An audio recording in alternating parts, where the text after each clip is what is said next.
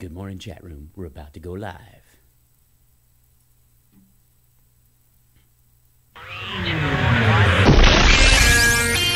I have come here to chew bubblegum and kick ass. And I'm all out of bubblegum. Things are going to start happening to me now. Live exclusively for WCPT AM and FM in Chicago and streaming worldwide at chicagosprogressivetalk.com. Standing up and speaking out, here's Hal Sparks. All right, you primitive screwheads, listen up.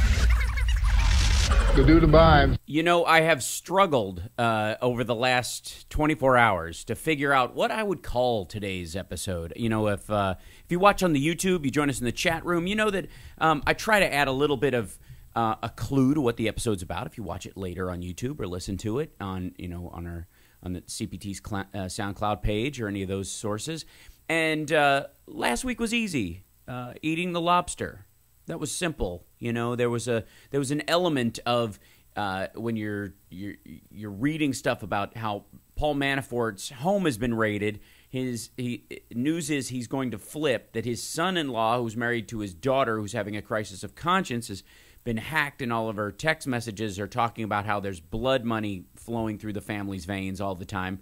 And in the end, she comes up with this really interesting phrase that we just sit there and keep eating the lobster. So eating the lobster, right? That's a good name to kind of kick off what we're talking about in this iteration. Well, this week's episode I'm calling Bannon Fodder because there's a couple of things about the Bannon story, and we'll get to it, that I find sort of suspect.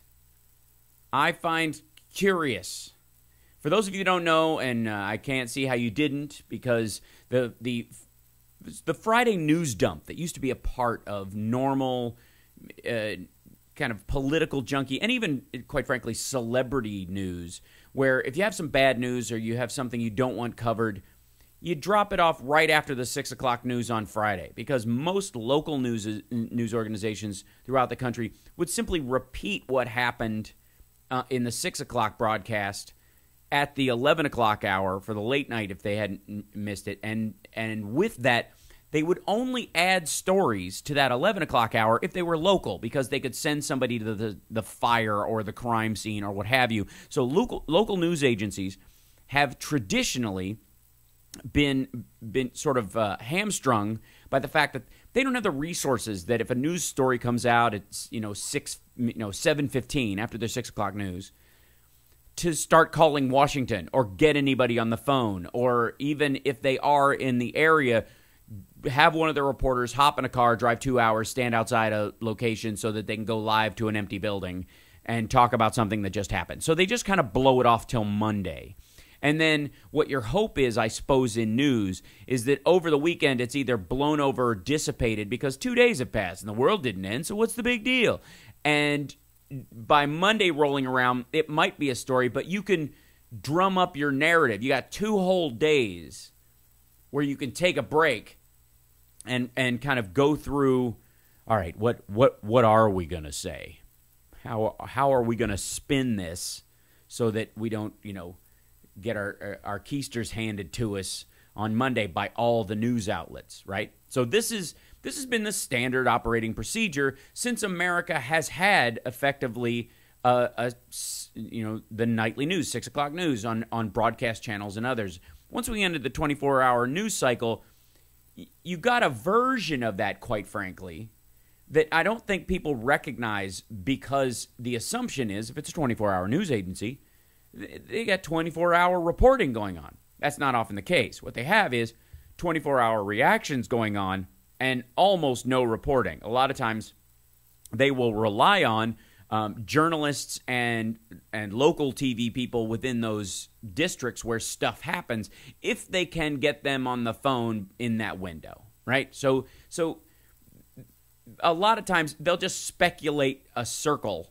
around a breaking news story, even in the 24-hour news cycle, even in this illusion that somehow you can't get away from it. You can't sneak away from a bad piece of news by dumping it at 6 o'clock on a Friday. And yet, you still kind of can.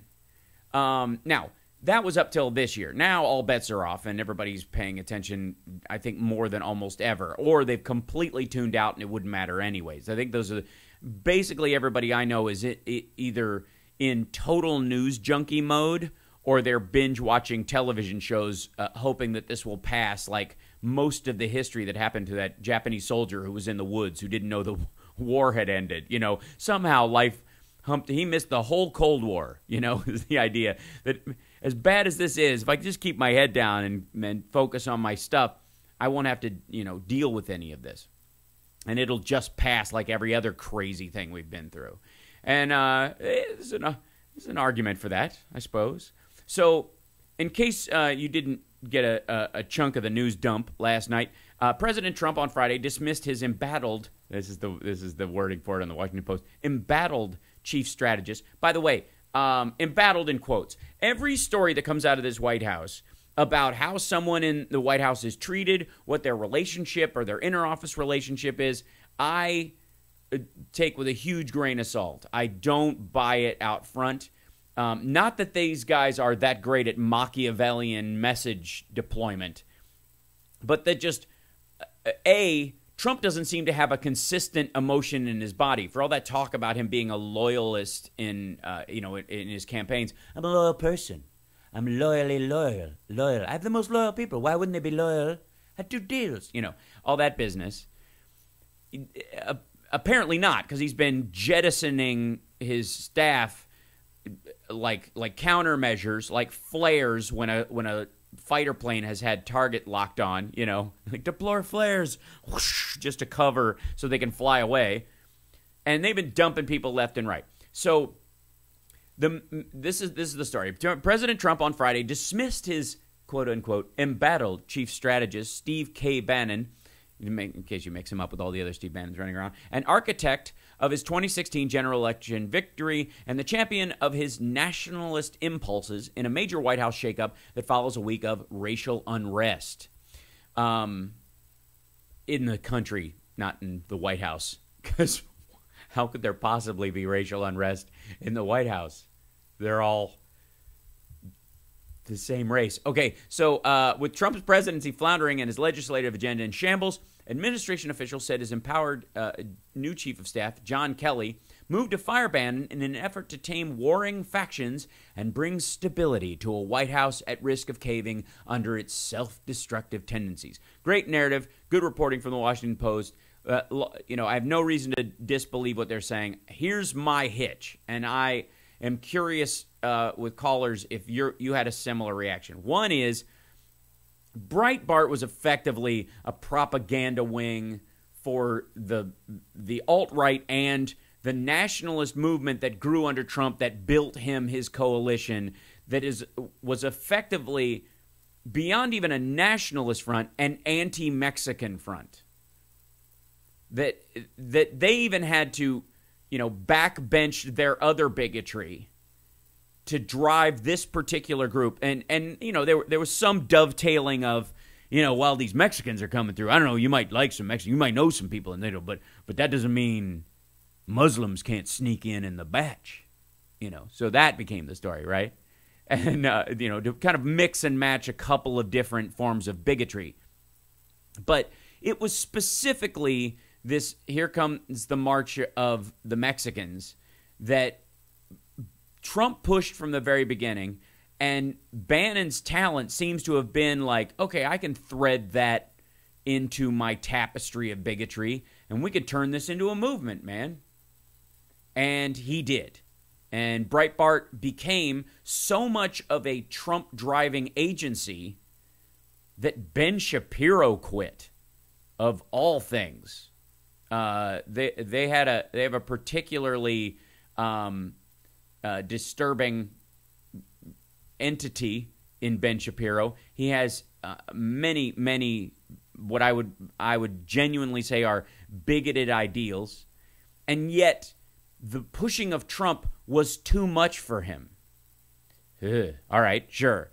And he got out. And then Bannon, in his storming of the Trump White House, inserted himself into every panel he could find of people chatting. He was basically hovering in all these circumstances. Initially, one of these people was going to weed out all the disloyal people on behalf of Trump, And ultimately, largely we find out that the reason he was on all these different committees and all this stuff is because Trump's no good at hiring people, and he can't find anybody to fill these positions because he's so embarrassing and his policies are so out of whack. Nobody wants to risk their career on him, and those who do end up in the wood chipper before too long. When we come back, I want to tell you why I am completely suspect, A, about Bannon's quote-unquote firing, and this nonsense that somehow General Kelly is bringing stability. These are two parallel narratives I keep hearing over and over, and there is zero evidence to suggest this is true. We'll be back. It's the Hal Sparks radio program, mega worldwide on WCPT Radio, Chicago's Progressive Talk, streaming at halsparks.tv. And, of course, you can tweet me at Hal Sparks. Use the hashtag HSRPM to join the conversation or come to our chat room. We're all gathered here, and it's a great group of people. We'll see you in a minute after the break. First things first, I'ma say all the words inside my head. I'm fired up and tired of the way that things have been. Oh, ooh, the way that things have been. Oh, ooh.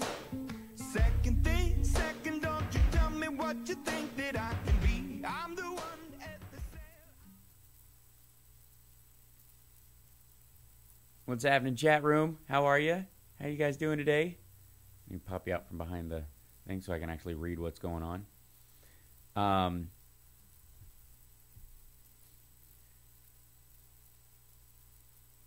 Nice job, Power Surge. Always good to dual watch stuff.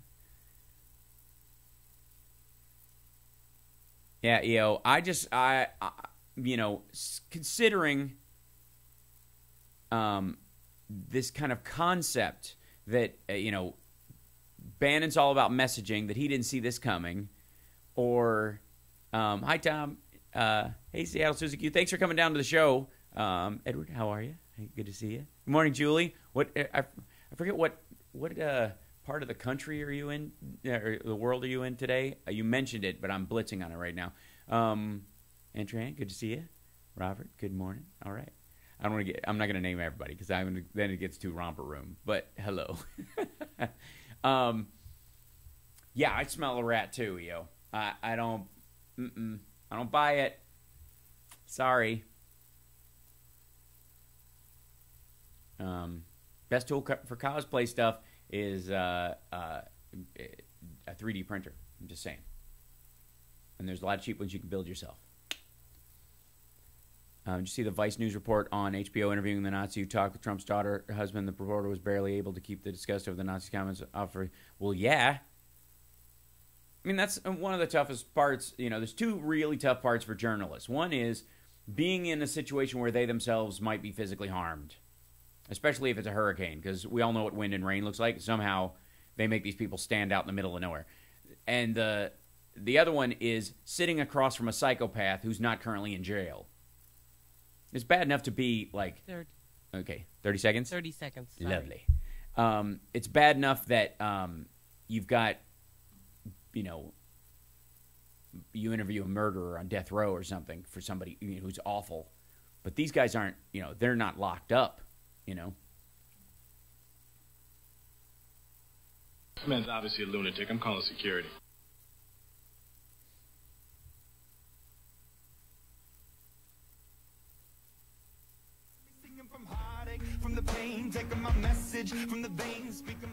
This is Tom Hartman, and you're listening to the Hal Sparks radio program, mega worldwide on Chicago's Progressive Talk, WCPT.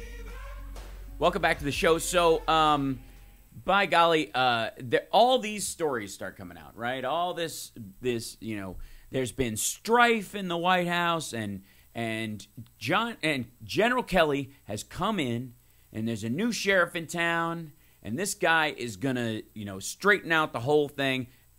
How many times have we heard that story before? I'm a dude playing a dude disguised as another dude. I don't know who anybody thinks is a real in this entire circumstance. And in terms of, this particular, White House, the campaign, Manafort, the guy who's apparently this close to flipping, if he hasn't already, his son-in-law is probably, has arguably turned on him and is reporting him. Is basically fingered him to the FBI, and then that's why they raided his house. This guy was brought in initially. When Manafort was brought in, this was the storyline. The same Kelly storyline was applied to Manafort. And what happened after Manafort joined the campaign? Within weeks, they were getting intel from the Russian government. Within weeks after this guy was there for the cleanup, right? So now we're supposed to believe that General Kelly has come in and he's, pushing these people back. He's cleaning everything up. It's a new sheriff in town, and you don't have to worry about it anymore. We've got this together. And what ultimately happens is Trump has the worst week morally in his disgusting history. I mean, think about all the crap we've been through with this guy, all the gibberish about these obstructionist Democrats have, when he hasn't even nominated 85% of the people for the positions that he's in. The storylines again and again, from ridiculing Gold Star families to picking fights with victims of violent crime, and this week, the three stages of this stuff, because we were going off the air right as the Charlottesville stuff was starting to happen, and the president's initial statement was despicable, and the primary idea, he threw in his own 2 cents. He had a written statement that his press corps put together for him. He probably chatted about, somebody drafted it up. They handed it to him, and he's reading from it, and he has to break character for a moment and say, "We condemn this hate and bigotry on many sides, many sides." And people naturally jumped on that immediately because you can't be bigoted against a Nazi.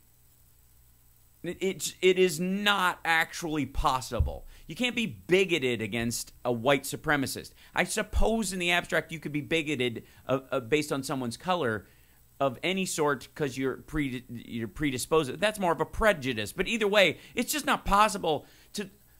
You can't. My point is not bigotry, but prejudice. You can't look at, if somebody's wearing a Nazi armband, you don't have to check yourself and go, maybe I'm jumping to conclusions about this person. Let me give him a listen. No, they want to jump past the listening point by wearing a swastika, by carrying that flag. They don't want small talk about their beliefs. They don't want any ambiguity about who they are. They wear those things. They dress like that. They carry those things so that you just jump straight to, you know who I am. So there's no way to be bigoted or prejudiced against a marching white nationalist, a marching Nazi. It's not possible. Okay, so hatred, the other word he used. Hatred on both sides. There's hatred on many sides. This man thinks that the hatred that Nazis have for Jews, blacks, gay people, minorities, that hate is morally equivalent to hating people who hate Jews, blacks, gays, and minorities. He thinks that's the same thing, that those two versions of hate are equal. Now, never mind the fact that one group hates certain people for the way they were born and live, their natural state, and the other group hates the ideology. And the minute you stopped being a Nazi, they'd stop hating you. Whereas you can't stop being black or gay or I suppose you could convert from Judaism, but I bet you they wouldn't believe it for a second. All the bigotries that they attach are inborn, natural, or otherwise permanent. And to say that those two hatreds are on many sides is hideous. And I'm only parsing, by the way, these words so that you understand the absurdity of his initial point. Okay, so Monday, there's, big uproar on Sunday, when everybody goes to church for the most part. When that probably wasn't the nicest thing to say. And then Monday comes out with a new statement. He gets a lot of credit for the new statement being fine. Okay, was that so hard? Okay. The second statement, in my opinion, was no better than the first. The second statement, he said, I've condemned white supremacists, white nationalists, and hate groups, and we condemn that totally. Okay, understand for a second that whenever he says hate groups, and it doesn't stop at Nazis, white nationalists, if he keeps saying hate groups, the alt-right, Breitbart, and the entire Trump White House, you need to understand this. They think Black Lives Matter is a hate group.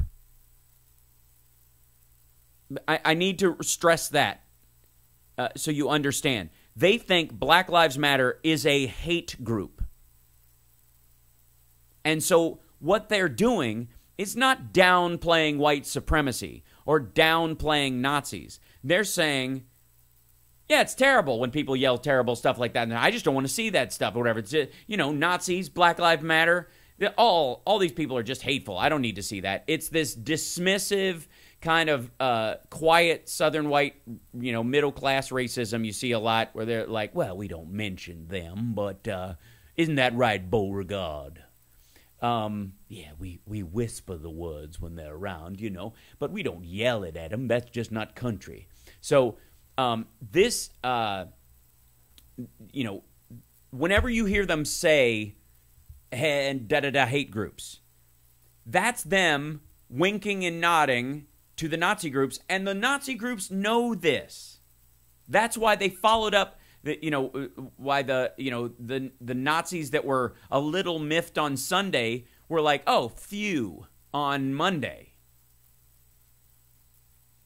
The day, the afternoon after his Monday statement, where, by the way, it was kind of, he was just like let off the hook.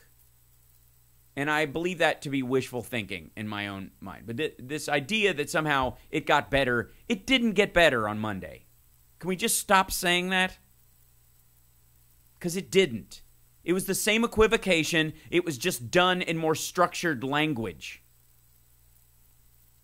So, and then, of course, his bizarre, flailing, neo-Nazis, they were just quietly marching while saying Jews will not replace us. It was very organized.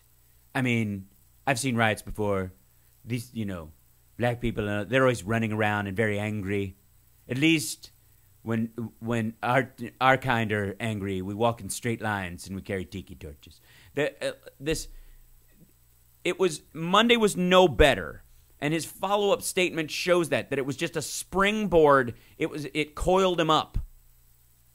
I blew right through this, so we got to take a break, and I'm going to come back. I'm going to tell you why the Steve Bannon story is suspect and nonsense, and I personally think he has been shifted from strategy back to propaganda, which is his strong suit. This is not a demotion. This is come on, work in the White House, learn how the bells and whistles work, and then we'll turn you loose after your security clearance, after you tacitly sat in on meetings that are above your security grade. Man, we'll be back. It's the Hal Sparks radio program, Mega Worldwide on WCPT Radio, Chicago's Progressive Talk.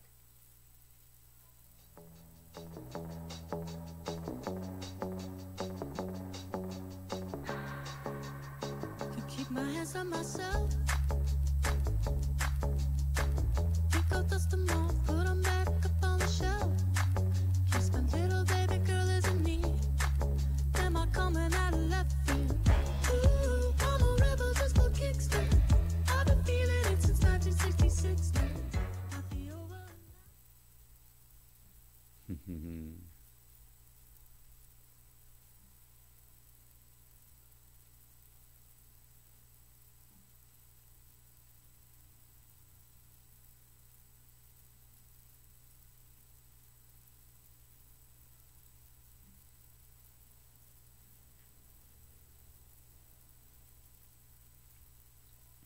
Welcome back. Hi. All right.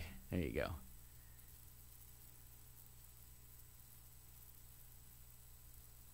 That's right, Rocky Mountain Mike.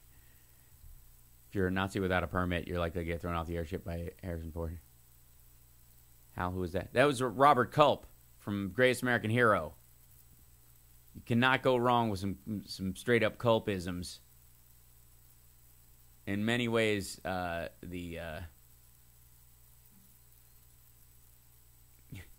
you take a little gas and you must be doing something right, Ralph.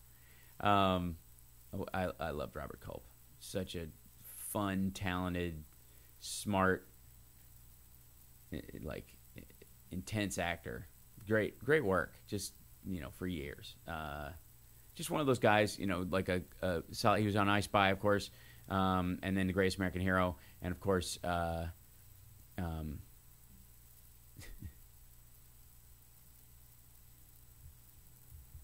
sure, typical YouTuber. You can have a shout out. Hello, you're being shouted out.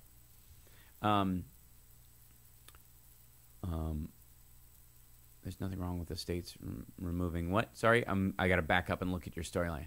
No, he was not in the A team. I'm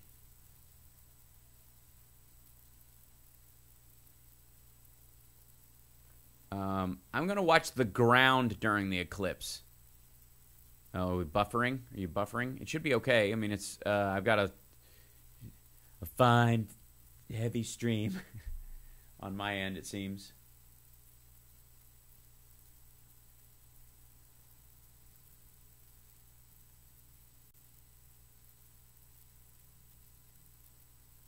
Whoa.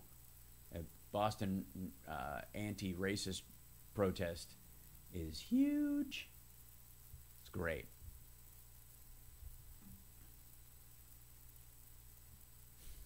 Huge. Yes, they did, Jude.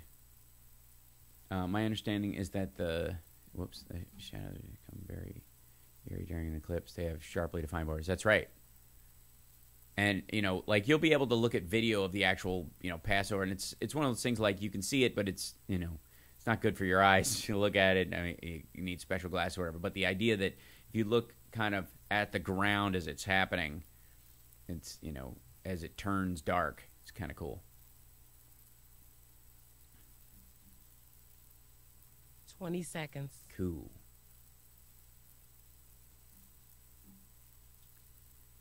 Oh, thank you, Act. I think would have been a bit suspicious when the teacher name changed.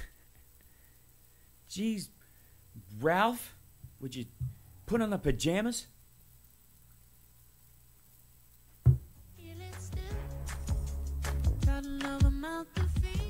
Now back to the Hal Sparks radio program, Mega Worldwide, 773-763-9278. So the news has it that Dr. Evil. Steve Bannon was kicked to the curb on Friday, or was it 2 weeks ago, or was it a last-minute decision on a news end of a news cycle, or was it no?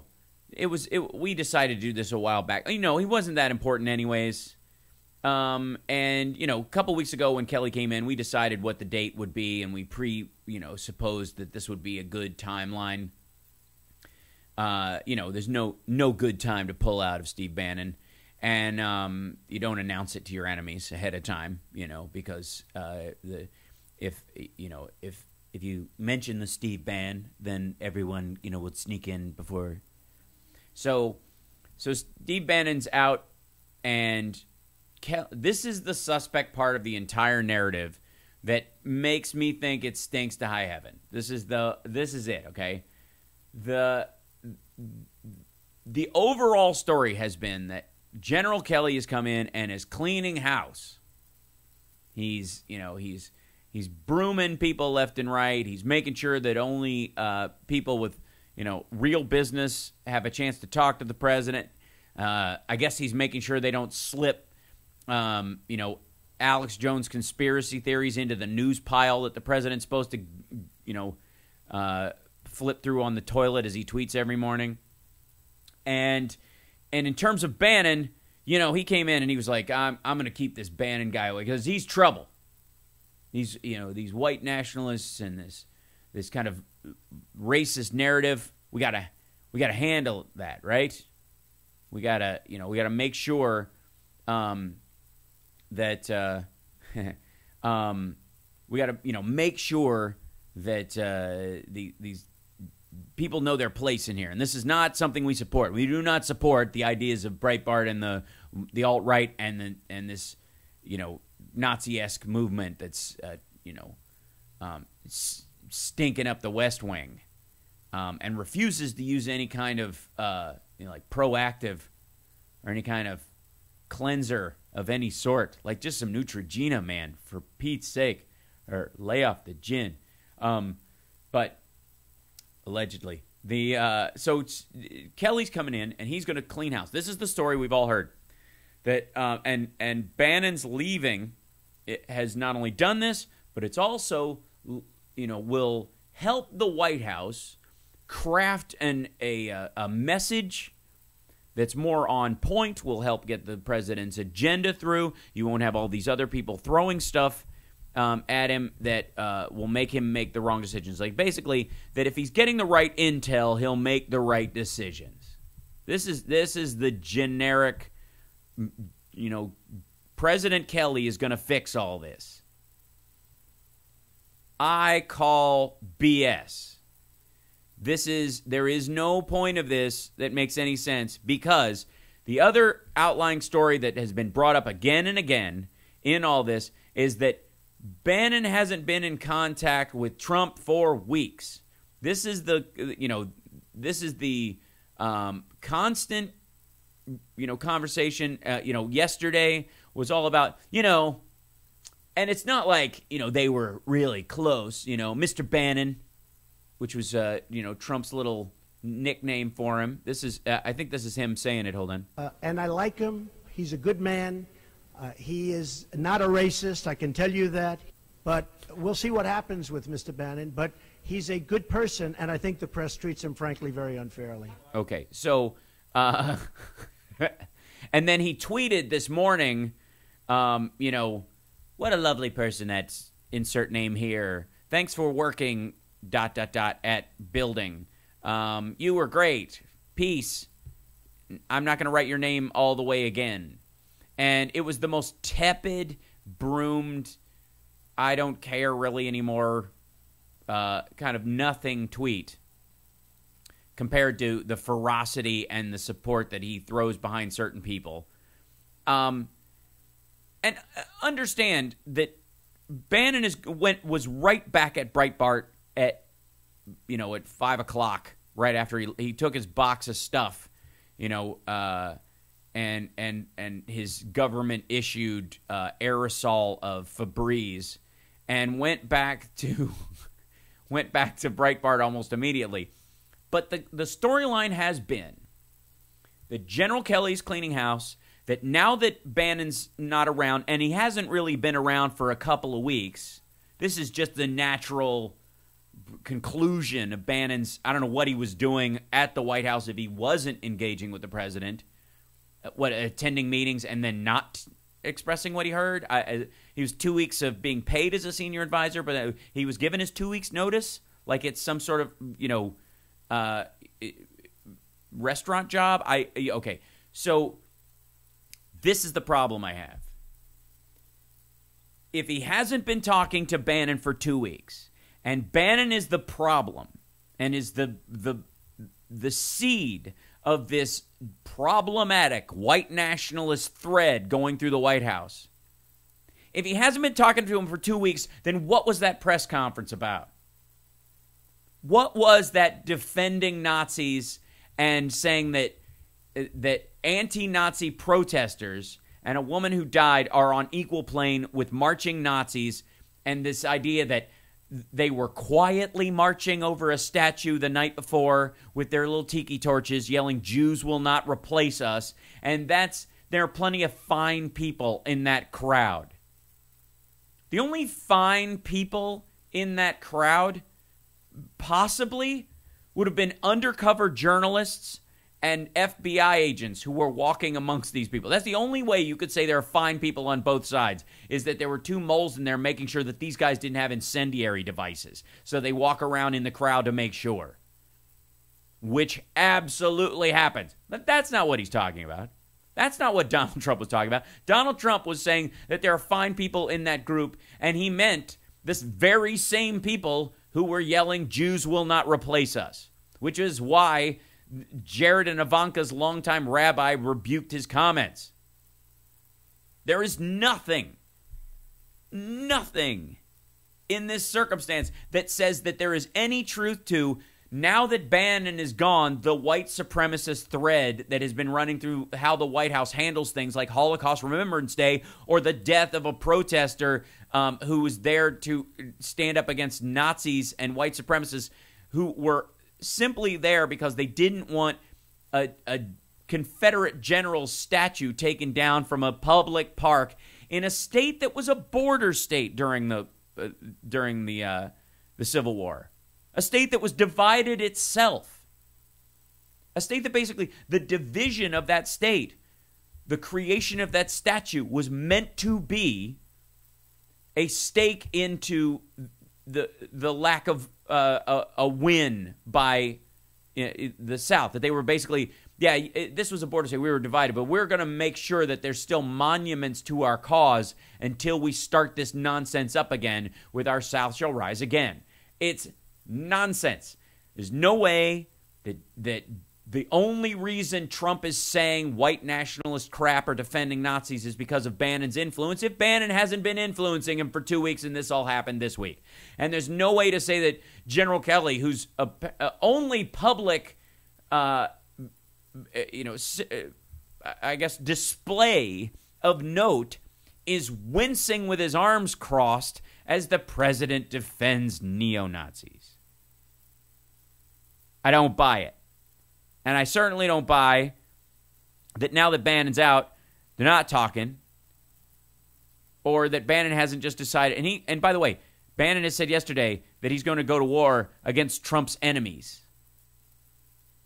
So, and in a White House that absolutely is not divesting itself from its business interests by going to every one of Trump's properties all the time, to going,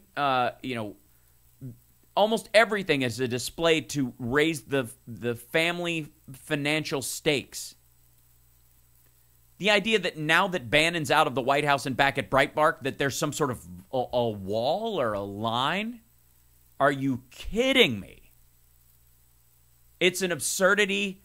I don't buy it for half a second. It's nonsense. And if there's any distancing going on, if it does turn out that this was genuine fallout and Breitbart starts coming after Trump for not being white nationalist enough or not supporting neo-Nazis enough or going against his mandate or some nonsense, it simply means that they are a strict Nazi organization. That it is not enough to enforce the policies and ideology of those groups. They want you to wear the uniform too. That would be the only way that you could ratchet up. Breitbart itself has a hard time ratcheting up from what Trump said on his own this week. There is no upside to any of this, and there is no part where I trust the narrative coming out of the White House. It's absurd. And anybody goes, well, now that Bannon's gone, things will be much cleaner. Get out of here. How many times do we have to hear this nonsense? General Kelly can't do anything about this president because it's like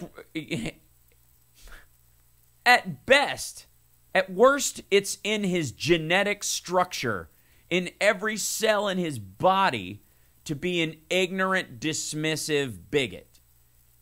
He just somehow. He was like Wolverine at a young age, and they strapped him on a table and injected him with like super racism serum, and it just is everywhere. And we can remove it, but it'd kill him, you know. Or I suppose it's like Candida. He was infected with it. You could get him out of it, but it's not going to happen anytime soon. And you have to want to. It's a dietary shift. Your entire nutritional structure would have to shift to remove a parasite of that magnitude. And he's not. He's still watching Fox and Friends, which, is basically propaganda with muffins. The only difference between Hannity and Fox and Friends is the illusion that someone's going to have a cooking segment any minute, and it's really just for people who are waking up and getting their kids ready for school. Which it is not. Which makes it more insidious than Hannity, who looks like he has a garbage can for a head all the time, just kind of. But anyways, we got to take a break. When we come back, your call, 773-763-9278. It's the Hal Sparks radio program, Mega Worldwide. Bannon Fodder. This is nonsense.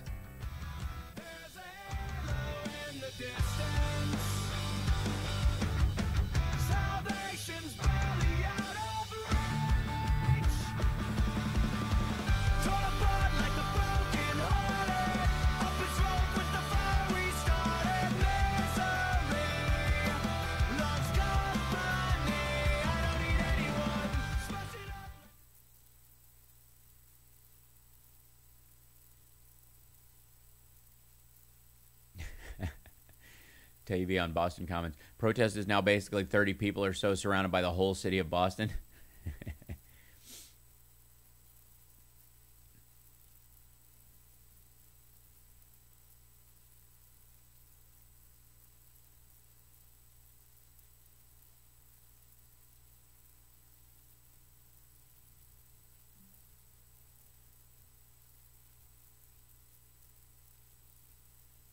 Yeah, I see what you're. There's clearly. How do I put this, Carl? I totally agree that by all basic baseline standards, Trump has problems. He has mental problems, as it were. Dismissing it as a disease is, to me, an issue, because he clearly has the ability to shape his thoughts and convey them. And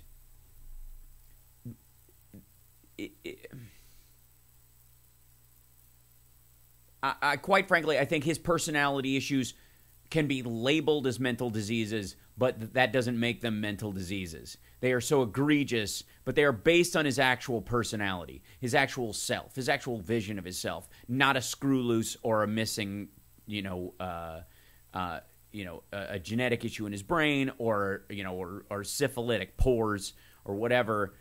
At a certain point, even crazy people, even the people you see walking down the street who are homeless, obviously have no resources or whatever, manage to stay out of traffic. They manage not to get run over because they still have the mental acuity there for some level of self-preservation, right?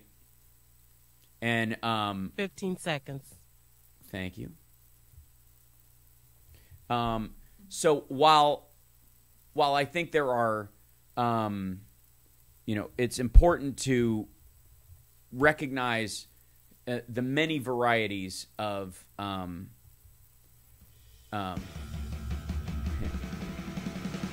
it's important to recognize, and no, I don't speak Russian.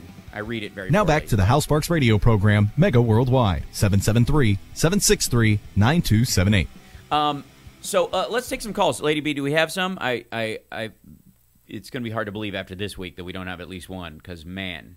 We do. We Yeah. have Ivan from Chicago. Oh, excellent. Hey, Ivan, welcome. Good to have you back. Is he there? Do we have him? There he is. Hey, Ivan, go ahead.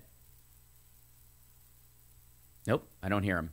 Is he sending Lady B? I can't hear him. There he is. I hear him now. Bannon's firing. There you go. Go ahead. Bannon's firing just a smokescreen to make Trump look good after his stupid statements earlier in the week. Right. That didn't condemn the Nazis and Confederate trash actions in Charlottesville. Right. Yeah. The stupid media will, just like you say, oh, look, Trump got rid of the Nazi lover in his administration. Right. But in fact, the head racist Trump is still in charge. That's right. This wasn't. Did you notice? Do you notice his? And that's exactly my argument. What part of his language changed when he supposedly wasn't interacting? You know, like he's like, oh, he hasn't talked to him in weeks. Oh, you mean he came up with stuff that was worse after he stopped speaking to Bannon? All you're telling me is that Bannon was better at shaping the racist monologue in Trump's head than Trump is. He was like, dude, you think it, but you don't say it. How you say it, if you want to get the point across and protect yourself while you can still be racist and get away with it, is ... That's Bannon's strong suit. Apparently, by not talking to Bannon, they've just cut the leash on this pit bull of racism in Trump's head, and it is running around rabid. Yeah. You know, it's a fake scapegoat. They made Bannon a scapegoat to cover Trump's ass. Right. And by the way, so he can go. If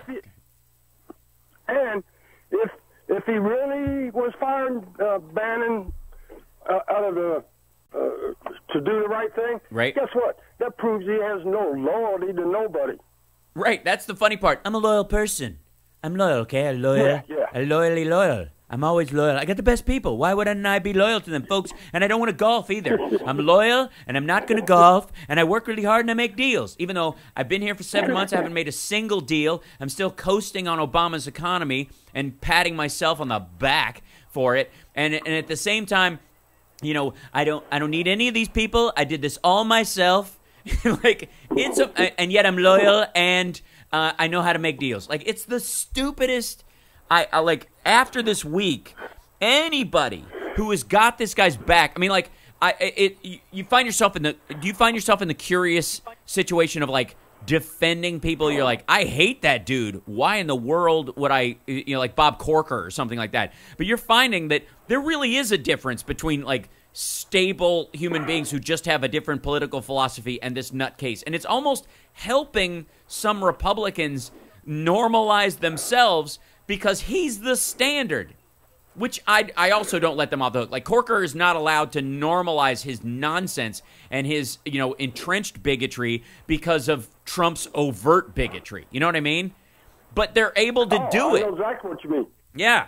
They've been supporting this fool all along. Yes. And now they are afraid. Yes. They always got to play word games. They're afraid to come out and say, we do not have Nazis in America. Right. Period. They are a war party from another country that we already defeated. If you ally yourselves with them, there is no difference than wearing, the flag of Mussolini or the Soviet Socialist Republic during the Cold War, pre-Russia. Like, there's no point you are wearing the battle colors of a country that wanted to end the United States.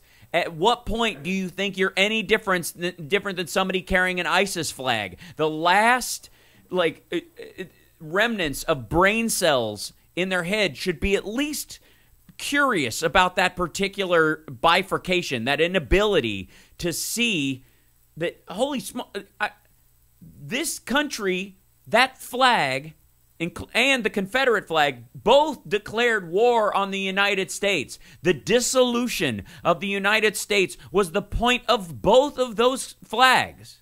The Confederate flag and the Nazi flag had the same aim, and largely for the same reason.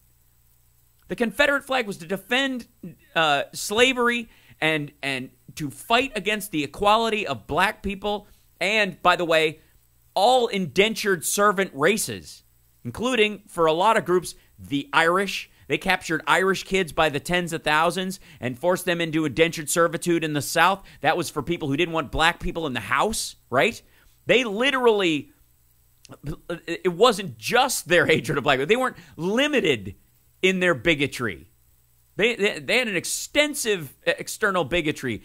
But the Germans just built an army over time, used new technology to fight the same battle. The Confederate flag and the Nazi flag are emblematic of the exact same ideology. And if you carry one and you just go Southern pride, you are either the single most ignorant person in your family or you really do want this. And that's the reality that came out of Trump's mouth this week. What came out of Trump's mouth is this illusion that it's about heritage has just been cover for the racist ideology that has been protected by this veneer of genteel history. It's nonsense, and you know it. These are not team flags. This is not because you like your local sports team and it equates on the same level. This isn't you wearing a band t-shirt that's unpopular. This is the Confederate flag and the Nazi flag are based on the same point structure. It is simply a matter of technology that one had more impact than the other. So, the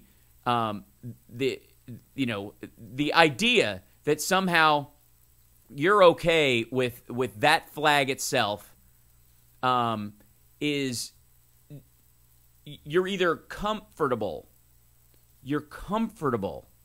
with the idea that they're parallel, you're blind to the idea that they're a parallel, which you can be forgiven for coming around to, but this idea that you're going to run this idea through and like, no. It's just about the localization. It's just about, we want our family heritage to show. We want our Southern heritage to show. You know what your Southern heritage really is? You know what it really is? It's really, if you want, from a white standpoint, it's the white abolitionists among you. The ones who went to the North and fought the governors of those states to reclaim their state and maintain the union against the ruling party of those states at the time that thought slavery was more important than the country, who were willing to ally again with Britain if it meant winning. There is no circumstance where passing this off as heritage doesn't mean that you are blowing off the heritage of your actual state that aligns with our Constitution, our actual ideology, the mandate of this country.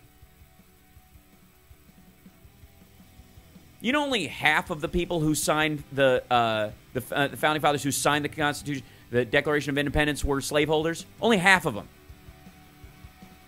This idea that they were all slaveholders is something that the South uses to go, what are you going to do, erase our history? No. How about we focus on the people who came here and went, you know what, everybody should be equal. We'll be back. It's the Hal Sparks Radio program, Mega Worldwide.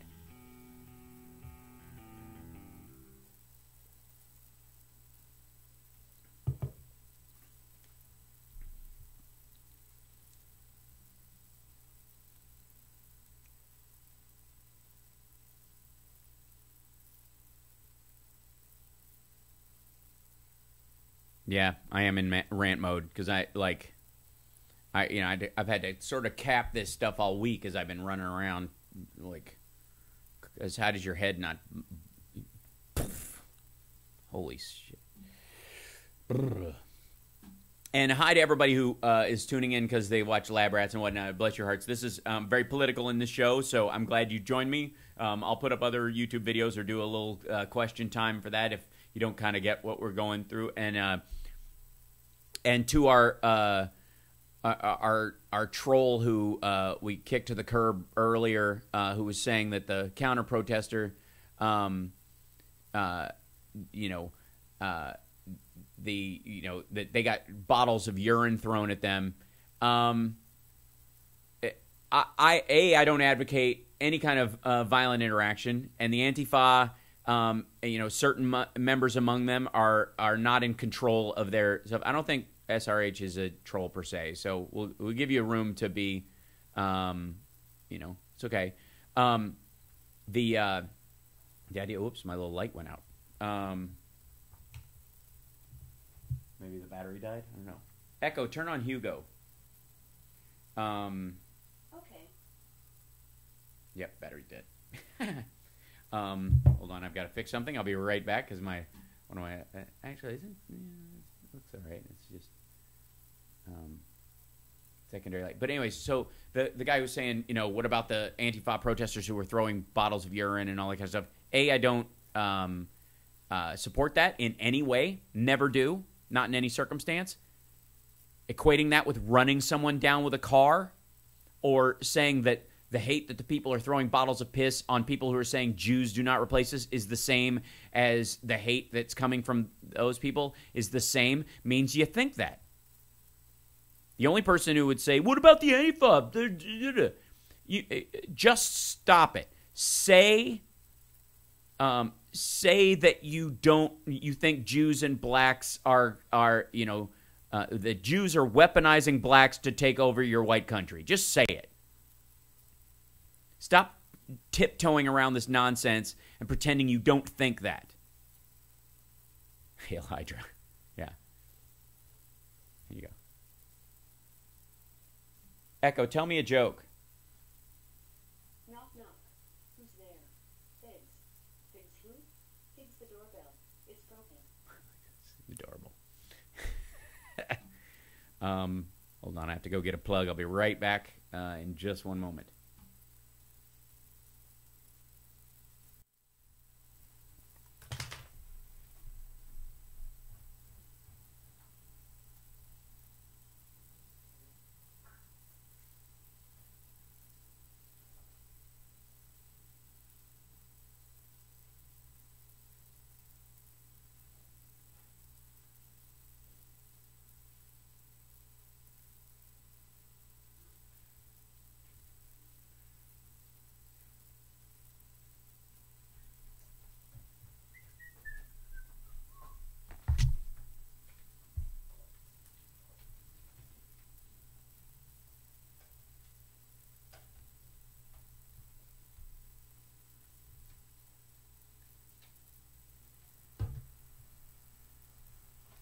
Okay, fixed, and I'm back.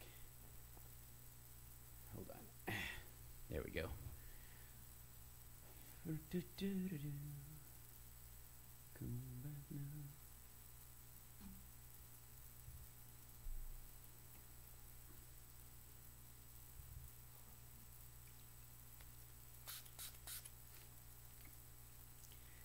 Today's actual ability to speak is brought to you by Entertainer's Secret. Recommended to me by Jeff Tate of Queensryche when I was in Seattle a couple years ago.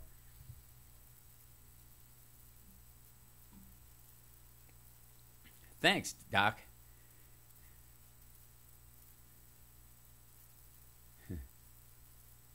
Let's be clear, Bannon was not fired because it was the right thing to do. Yes, I agree.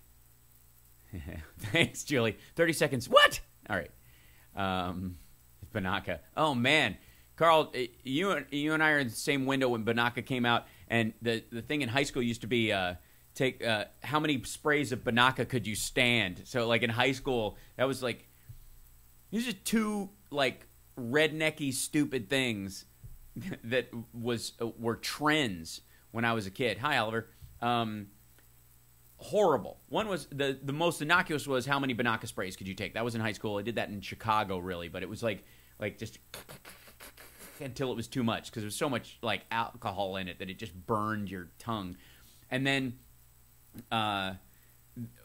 in the South, kids in school would take 10 seconds. Okay, thank you. Would take an eraser and rub it on their hand back and forth and as long as they could take it. And all these kids had strip blisters on their hands from doing this, as a like. You're listening to the Hal Sparks radio program, Mega Worldwide. I've had people walk out of me before, but not when I was being so charming. Video streaming at halsparks.com. I don't care for you or for the putrid sludge you're troweling out. Puss-faced little pimpstick. True progressive talk. Might be a good time for you guys to give up. Lady B, do we have a couple extra callers? Because yes, we do. Yeah, don't doubt it. It's a lot to talk about this week. So, who do we have? We have Bob. Excellent. Hey, Bob. Welcome. Hi, Hal. Great Yeah. show. Thank you. The Mueller investigation seems to be in trouble because his senior counterintelligence investigator for Trump Russia has been transferred to human resources. That's right. He's been reassigned. According to Maddow. Right. Yeah. Well, to me, scares me. It is very concerning. There's no question. The issue that they have in the Trump White House, and this is a constant thing, and you'll see that some of the rats will start leaving the ship. Carl Icahn left, and everybody was like, "Oh, he's just." See, people are getting away from Trump, and it turns out that one of the reasons Carl Icahn might be in trouble is because he was, while in office, strategizing on something that may have been an illegal transfer of funds. So he was not only using his office to benefit himself financially, but something illegal. So that he might run into a rake there. The same thing is true of Trump. Trump seems to be under the impression that if Mueller doesn't bring an indictment, there will be no indictment.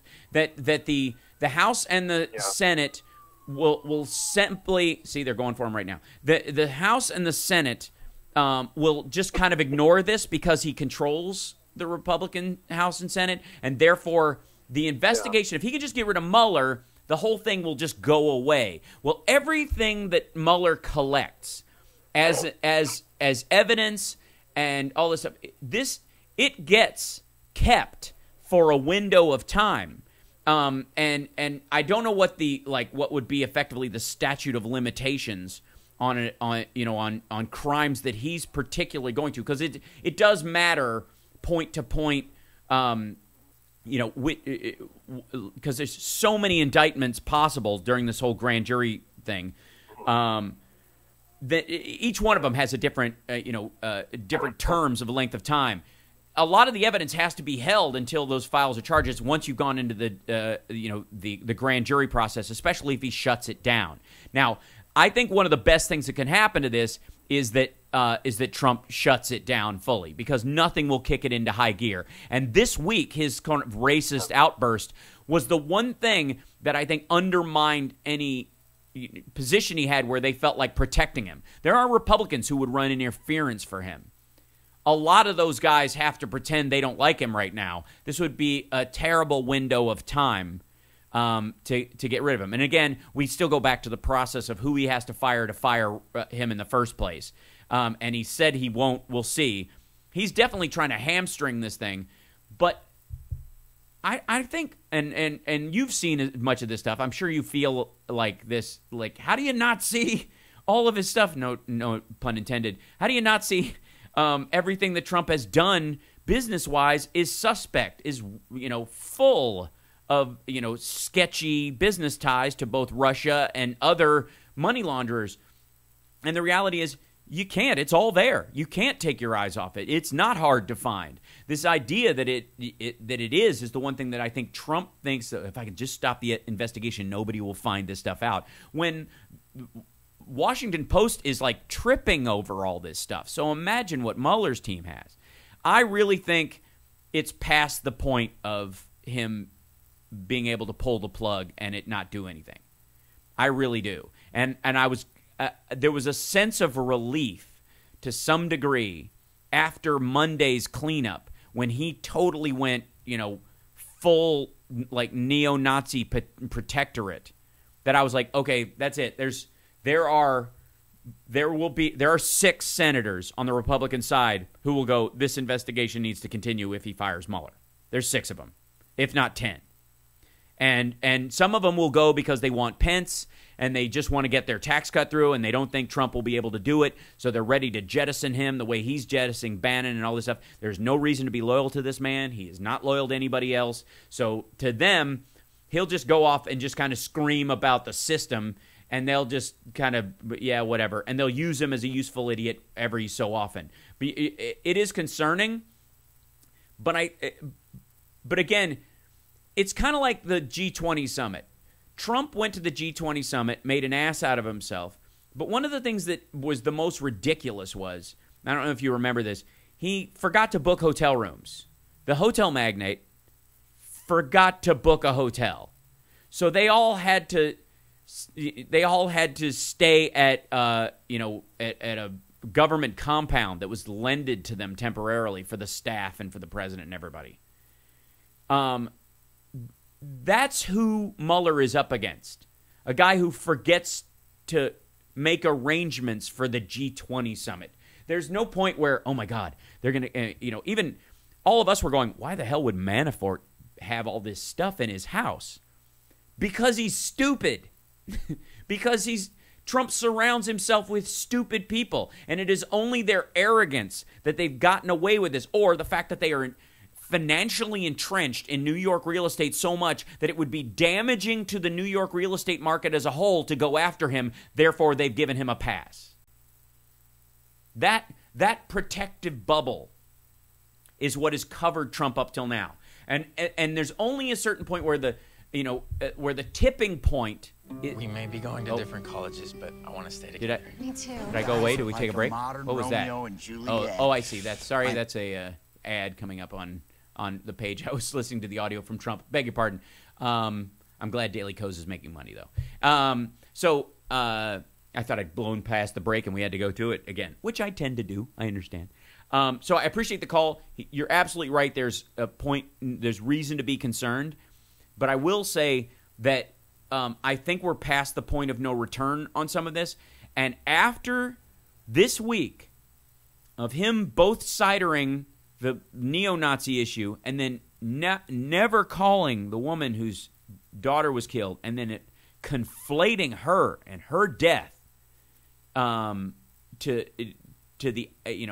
the difficulty of people yelling, Jews will not replace us, to just have a peaceful march because they were accosted by Antifa guys with bottles of urine and and big plywood shields.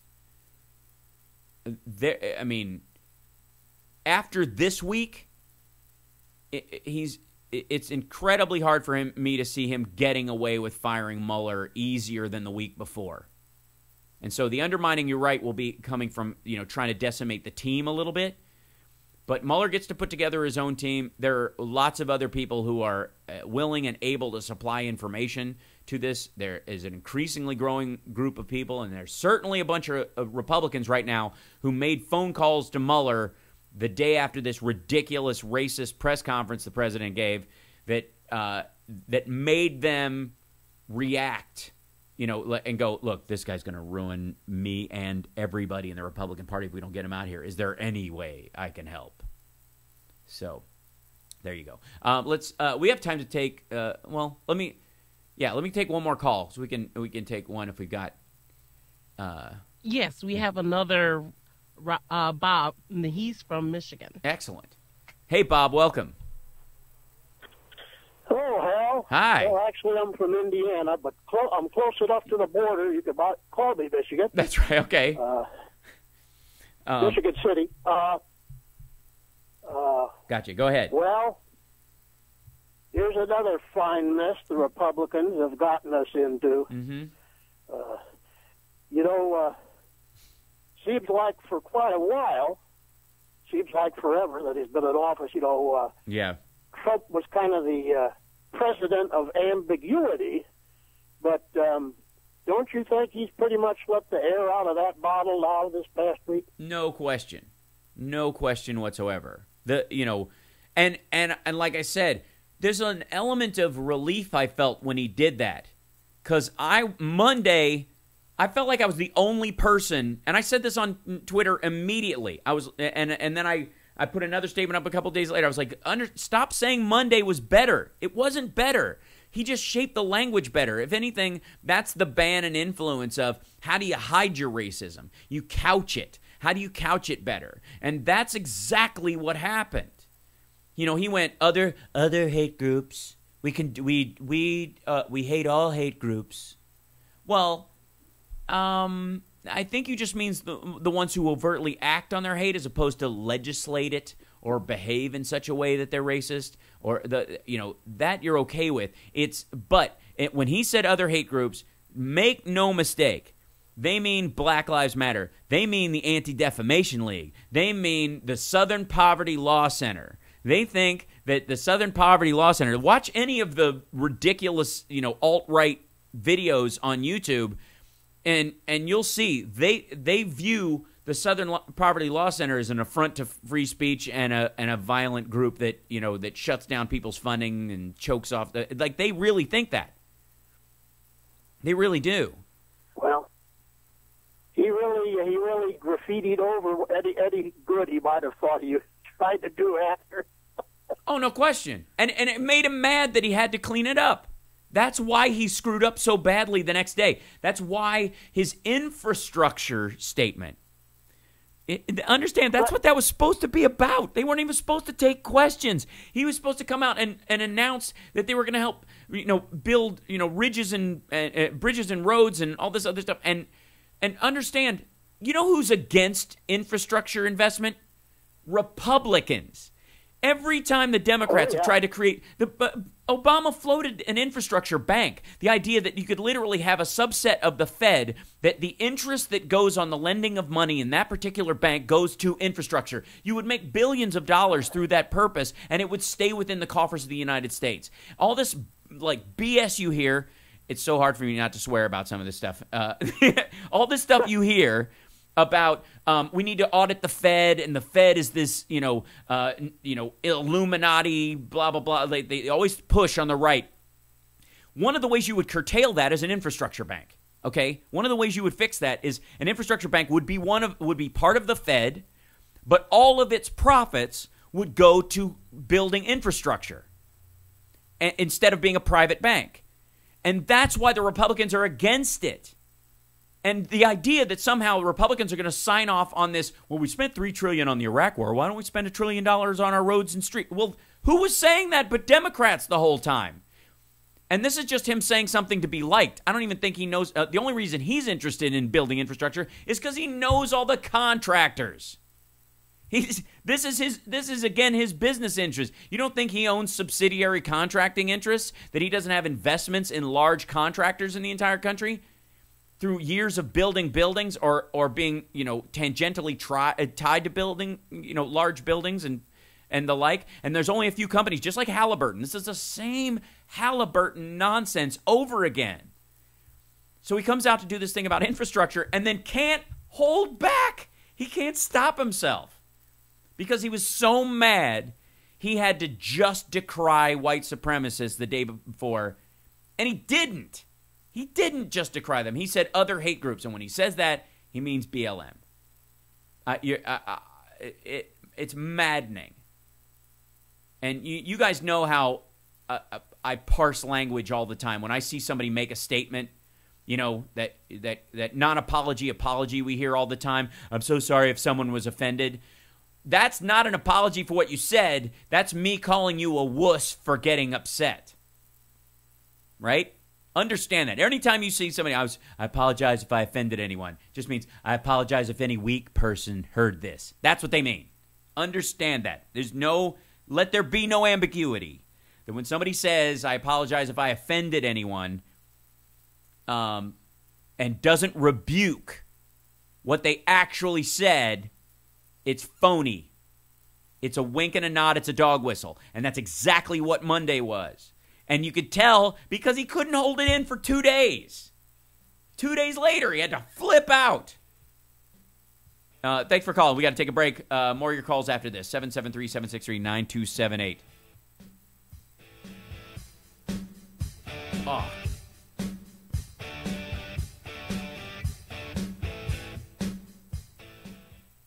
Loving is air, loving free. Season ticket on a one-way ride. Oh, and so, did you guys, chat room, did you see Alex Jones chasing people through the streets? Did you guys get to see that? Oh my God, that was funny.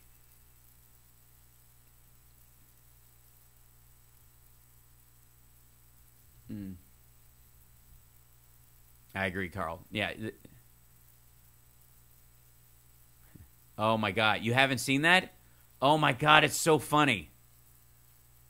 Let me find first of all, he got dosed with coffee. He and then of course yesterday. I can't play it on the air because he swears. Hold on, let me find this to see if I can get this up here. There he is. Damn, hold on. I gotta change the region on the shape of the thing. So here it is. I'll see if the run is so funny. It's so funny, guys. Hold on. 30 seconds. Okay.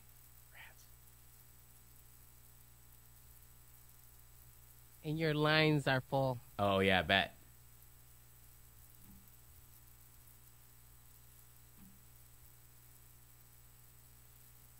I'll show you guys this clip later.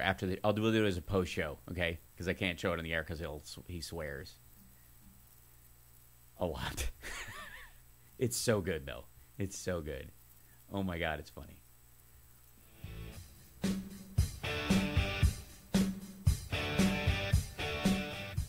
Now back to the Hal Sparks radio program, Mega Worldwide, 773-763-9278. Welcome back. We got a full line, so let's take some more calls. Who do we have there, Lady B? Who's next up? Let me see. We have Dreadfin. I hope I'm pronouncing it right. All right. If you're not, we'll figure it out. I can't see it, so you'll have to. I have to trust you on this. I'm sorry. It's David from San Francisco. Oh, David from San Francisco. If you run that together, it's David. Oh, yeah, right here. Hey, David. How are you? Go ahead. I'm here. Hey, not too bad. Hey, I heard you talking, some of the legal issues on this. And let's see, what did I jot down? Oh, yeah. You heard about the running over protester legislation? Yeah, that they're allowed to. That some states are allowing people to do that because, this is based on that idea, and this is a racist one they've been floating since the Black Lives Matter protests where they were shutting down freeways last year, leading to Trump events. Remember that? They were closing down roads and diverting them. And so they were pushing this thing that, and there's footage of that they use as evidence of a college professor leaving a campus, and one of the protesters, they're blocking his car, and one of the protesters who's standing in front of it does basically like a soccer fall. Like he, it didn't obviously hit him, but he claims injury and falls down and says, this guy ran me over with his car and he's going to, so they use this as a window to put out this legislation that if you hit a protester with your car because they won't move or get out of the way, or you're not meant to be aware that there should be people in the street, these are jaywalkers who are blocking the road, and you have no reason. If you have to get to work, they'll slow you down. It's their responsibility to get out of the way, even if their back is turned. That basically leaves it wide open that if you want to plow through a crowd of people, Nice style, the red states have got your back. Well, they're actually not all red. I think North Dakota is one of them. Of course, that's where they had the DAPL, the pipeline protest. Right. But, for the most part, the southern states, North Carolina, Alabama, Tennessee, and Texas. Yeah, are I guess running. The oil states or the natural gas states, we don't, the red interests in those states are all corporate. So there may be local constabularies that seem very blue, but for whatever reason, they either because they get a paycheck like Alaska for land usage or local rights usage or what have you, they kind of have almost like a Walmart city attitude. Like Walmart is this town. We all may vote or feel like we're more open-minded, but it's really run by it's a company store.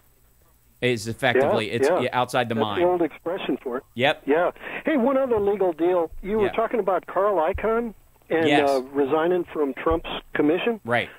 You were probably a baby in the 80s, but the savings and loans crooks from back then were, when Reagan came in 1980 or 81, his scoundrels made a point to target the zip codes that were the best ones in America. And so they basically, the jobs that left, outsourcing all the jobs, Reagan was huge for that. And so these guys would use like advanced knowledge, and they took advantage of killing the savings and loans at the same time that they sent factories overseas, and then they would decimate whole neighborhoods, and they did it with census data. And so when you look at Carl Icahn, a known scoundrel, and you allow him sort of like a security clearance for government data, and you allow him to pick his neighborhoods that he wants to loot, you're familiar with the Kelo decision. You have awesome style. Sorry, beg your pardon. Yep. Go ahead. Well, Kelo decision with eminent domain. You imagine if the basis for Kelo was that the government can take your land through eminent domain. The old way was if it went to a public good. So it had to build a school or a library or sewer system or something for everybody. But with the Kelo decision, it said that your land could be taken by a private developer if he could raise more taxes on it than you are. Right. And so you take some phony statistics claiming that they can, some developer like Trump come up with fake statistics to say that he can take this land or that, and doesn't matter whether his statistics work out because you've already lost the land, and his shopping center goes belly up. So imagine the power of Kelo decision with corruption like Trump and our Carl Icahn, using government data for private gain. And they did it already in the savings and loans years, but now with Kelo they can magnify the corruption. Right. Well, and in Carl Icahn's case, like right after the election, he bought like $1 billion worth of stock because he knew stuff would go up, and then either held on to some of it and sold the rest or what have you. But apparently, this is from November 9th, 2016. Icahn left Trump Victory Party to bet $1 billion on stocks. Like he knew what would go up because the regulation would not be there to do anything about it. That they would benefit even if it didn't pan out. And again, there's a big part of this. The investor class is problematic on one major level in that a lot of them only invest for the mentality of the stock market itself, not the actual financial health of the companies they're investing in. So they'll set up algorithms where they're in and out of a company in a day. That's not investing. I can't stress that enough. You're not an investor if you put money in a business and take it out 12 hours later. You're also not an investor if you artificially inflate a stock through government lobbying or getting insider trading information where you know something's going to take a hit and you know the stock's going to go down, so you help artificially inflate it for a while. You buy a bunch and then you sell it early a week before it's about to crash. You're not an investor. You're a criminal. And that's why the one of the biggest things that the Democrats could do as a tax appropriation system is a 1 cent stock trading tax on every stock over a price tag of $10 every time it changes hands.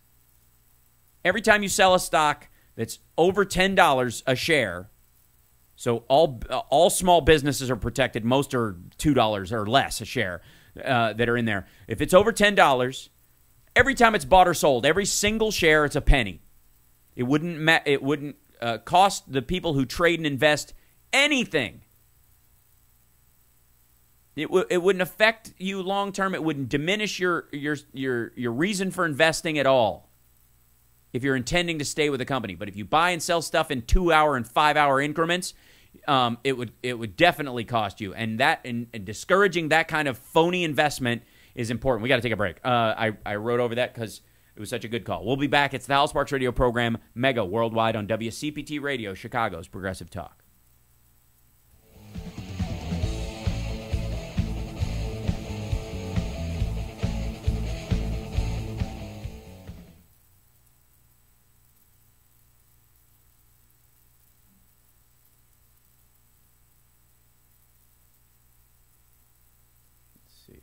Back.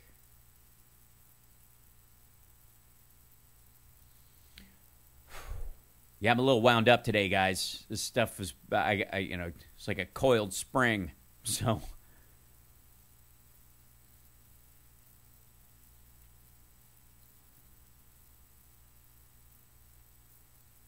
yeah, Dr. Oliva, that's exactly the problem.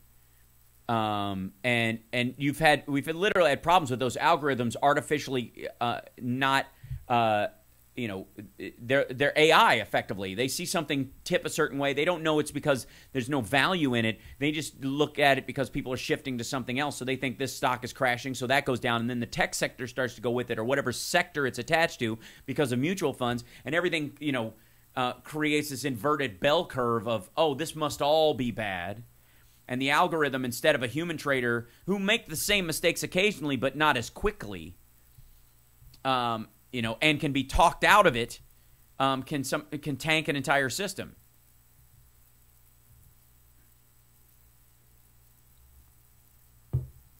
The eggs in the UK. I don't know what you're referring to, Oliver.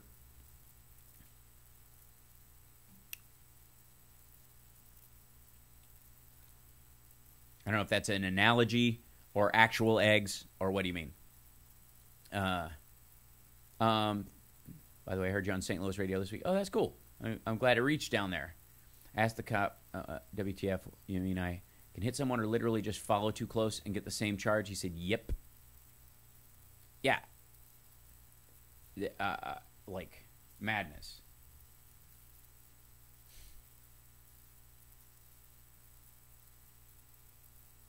Had a car in the back once and got a following too closely ticket. Right.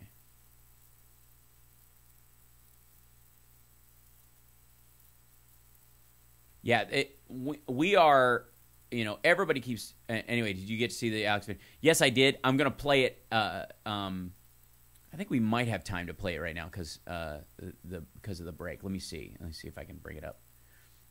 Because holy smokes, it's funny. Here you go. Let's see. I got to turn the audio from the computer back on. Here you go. All the newspapers said the stock market's going to plunge the stock market in total globalist economic warfare against an attempt for our country to get out of the Trans-Pacific Partnership that was bipartisanly set up and written in secret. And that's why bipartisanly, come on over here. Come on over here. No, you flipped me off. Come on, coward. No. Come on. You're not an intellectual. You're a fake and a fraud. 20 seconds. Come on, right here. No. You want to flip me off? No, if you're not an intellectual, you're a dumbass. No, you fuck off. I am fucking off. Hey, fuck.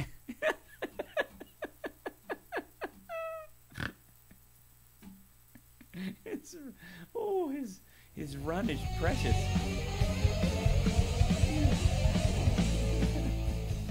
Now back to the Hal Sparks radio program, Mega Worldwide, 773-763-9278. Oh, sorry, I'm laughing, but I was just showing the chat room the video of Alex Jones chasing people down the street in Seattle. and getting flipped off by the locals. Can't play it over the air, obviously, because Alex uses some colorful language. He drops a ton of F-bombs to prove to the guy that flipped him off that he is that guy is not an intellectual. Oh gosh, that's so good. I'm going to and in the post show today at howlsparks.tv, if you come to the YouTube channel, I'll play the whole thing so you can see it. But it's so sweet, and it's not the only one. Apparently, the Alex staged a false flag as well after that, where somebody dumped coffee on him, and supposedly some lefty who was messing with him just to show, that these lefties are all brainwashed. Turns out the guy's a local amateur amateur wrestler character, and it was all big. Alex is now staging his own moments. Let's take another call. Who do we have, Lady B? We have Ann from Chicago. Excellent. Hey, Ann, welcome. Thanks for calling. There. Hi, how's it going? Good. Well, I gotta say, America, we have a vanilla ISIS problem. Vanilla ISIS. I like that. That's good. Thank you. Yeah, it's not mine, but I think we all should use it. Mm-hmm. I'll tell you what. I've said this before, and I'm going to keep saying it. That was too well produced, that Charlottesville Tiki Torch March. Mm-hmm. It was too well produced. It was well moneyed. Mm-hmm. A fringe group does not organize that well, right down to what they were wearing. Mm-hmm. The tattoos were covered. The earrings were missing. The haircuts were new. It was well moneyed. Mm-hmm. And yeah, well, I find it interesting. Right. I'm sorry. I find it interesting that every time I call you, I always have like this flutter of ideas, but I find it very interesting that people did some research and found out that the Daily Storm, the Nazi newspaper, has an IP address that is traced back to Russia. Yeah, they got booted to There's no such thing as coincidence. No, I don't think so either. Again? Yeah. You know that apparently the headline on the Daily Stormer, they got kicked off of GoDaddy, and then they bumped over in the middle of the night to Google and just bought just tacitly moved their domain there quickly, and as soon as Google found out, they booted them, and so they ended up on a Russian server system, which, if you know anything about how business ties in Russia go, there is no major business in Russia that is done without either the financial benefit to the people who are running the government or the people themselves, actually actively creating the, that system. So it's basically a state-run thing. WikiLeaks is reported to have 2 servers in Russia currently. That's neither here nor there, but I will say that the Daily Stormer thanked on their, whether it's true or not, this is the interesting thing, whether it's true or not, thanked the president for calling Putin and getting them a new server on their front page. Well, they're being pretty brazen lately, so it's not surprising. There's always that, right? Yeah. And I like. I want to say. Go ahead. I'm sorry. I'm so sorry for cutting you off. I wanted to say this real quick about the Republicans. Mm-hmm. As far as I'm concerned, they are the people who put Trump out on the basketball court to commit the flagrant fouls, to maim and hurt the Democrats and everybody else who's against him. And they kept playing him and playing him and playing him, and now he's getting out of hand. Mm-hmm. Yeah. And it's just, this whole thing about how they're shocked and how the president, there's no room for racists. They are where they are because of racism. Racism is their lifeline. This is how they came to power and are trying to keep power and trying to squash other people from having power.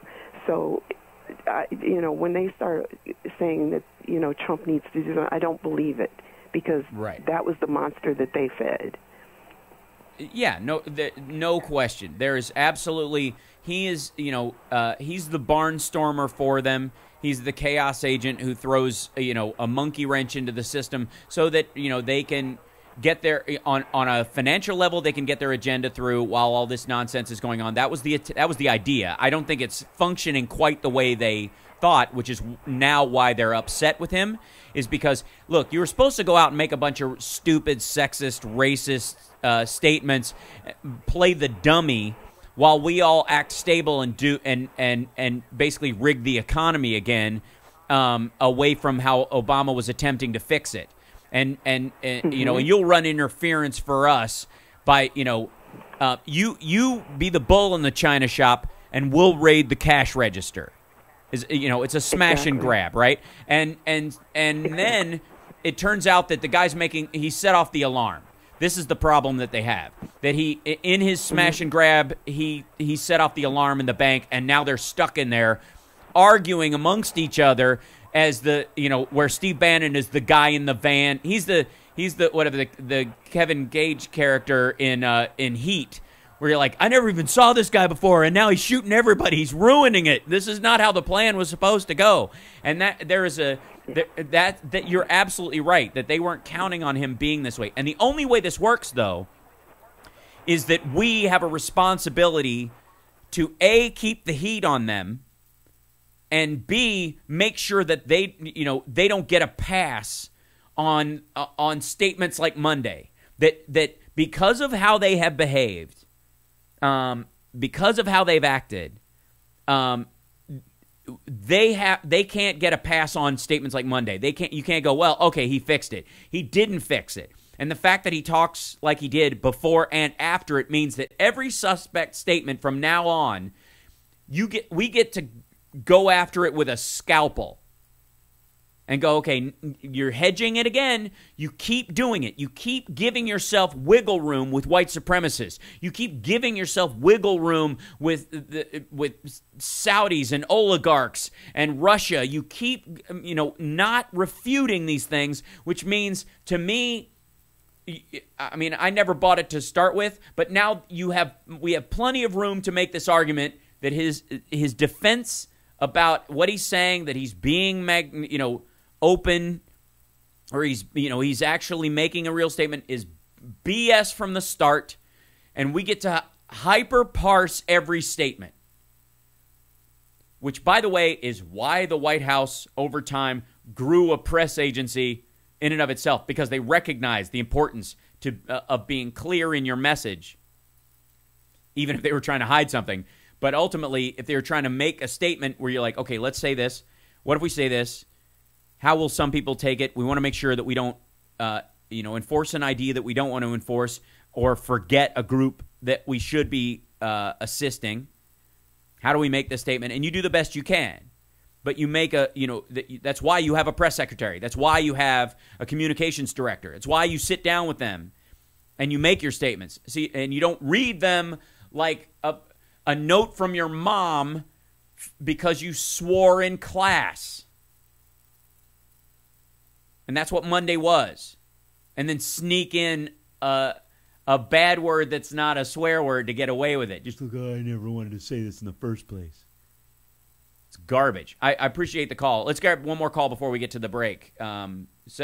Excellent points, and I appreciate you getting as many of them in as possible. There's always a lot to talk about. Who do we have, Lady B? We have Marshall from Berkeley. Excellent.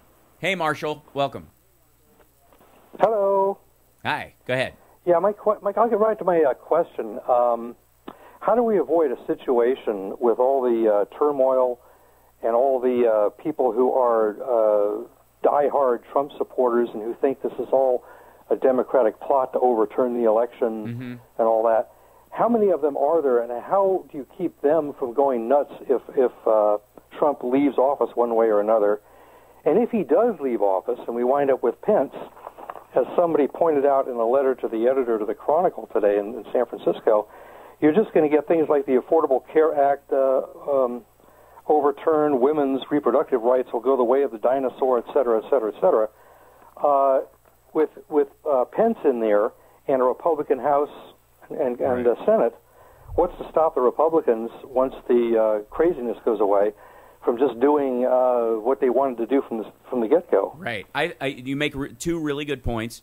The The Pence argument, I'm more optimistic about the Pence situation because there's two things. One is there's no cult of personality around Pence. If you get rid of the Trump supporters that you're talking about, and there is reason to worry that some of them will go nuts. There's no question that that vanilla ISIS will react, as Ann was saying. Some of them will do that, but you don't let the terrorism possibility of that keep you from doing what's right in the country. So if Mueller can get Trump, he should get Trump. End of story.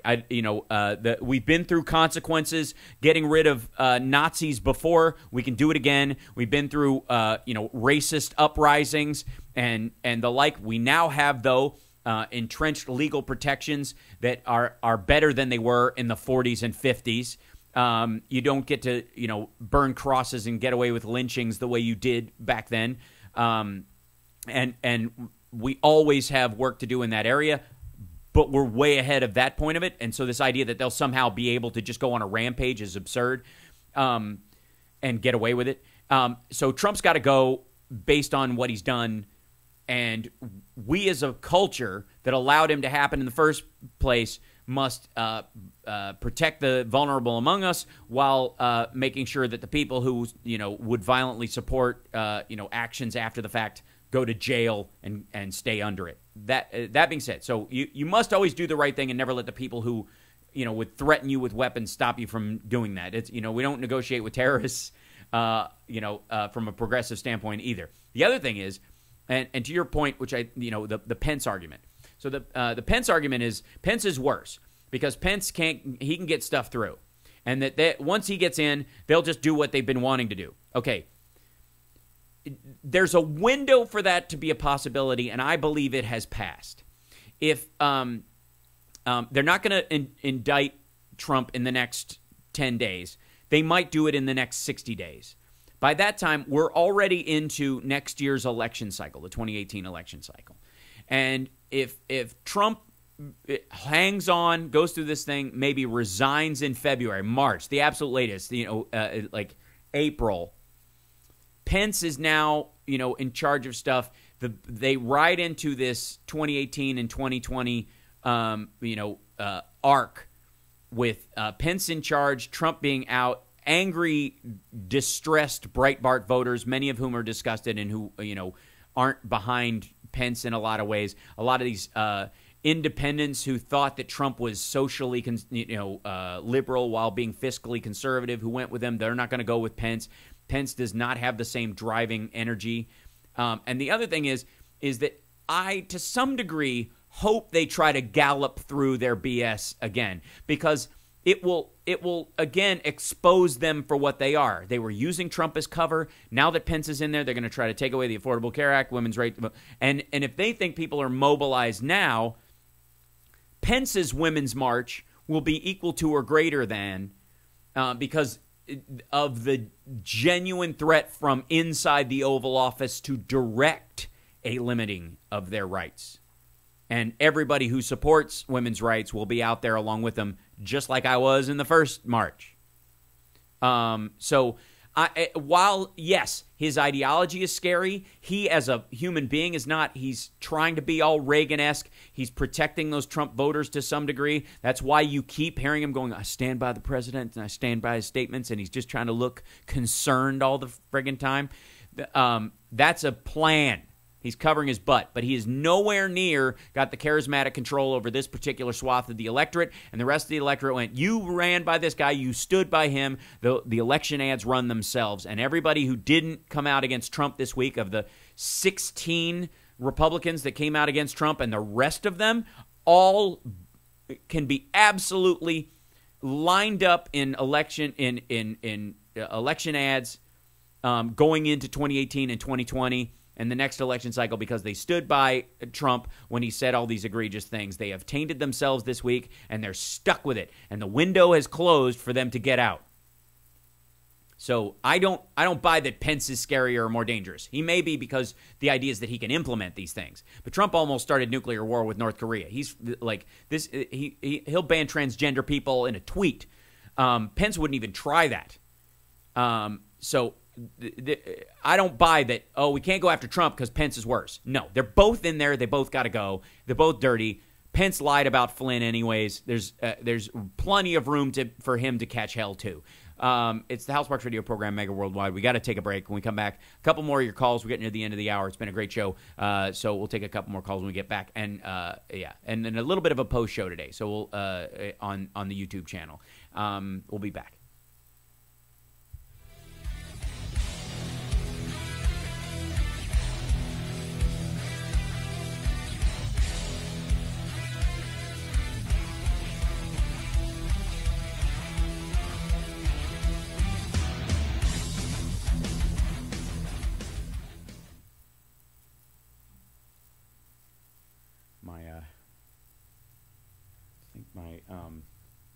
Mouse's battery is dying on me. Just got a little signal like, watch out. And then at one point during the show, I won't be able to, switch anything. You watch. Good stuff. All right. It's always something. I am right about Pence. I'm absolutely right about Pence. He is vanilla ISIS, but there's an element of, he has none of the charisma to drive this whole thing. And he's Dan Quayle. I'm telling you. His ideas are more frightening than Trump's in some ways, but only because Trump doesn't have any ideas. He just has whatever was said into his head 10 minutes ago. Pence has to be dirtied up in this situation with Flynn so that it's hard for him to, he'll definitely attempt to pardon Trump, but he can't pardon Trump for state stuff. So if New York goes after Trump finally for all of his election stuff, his real estate stuff, Pence can't do anything about that. Pence isn't going to get stuff done. He'll get tax reform done, or he'll try, but there's no impetus for Democrats to stand down for it. I talked to Al Franken yesterday. They're actually, working on shoring up the exchanges. Pence isn't blind to this. He knows. That's right.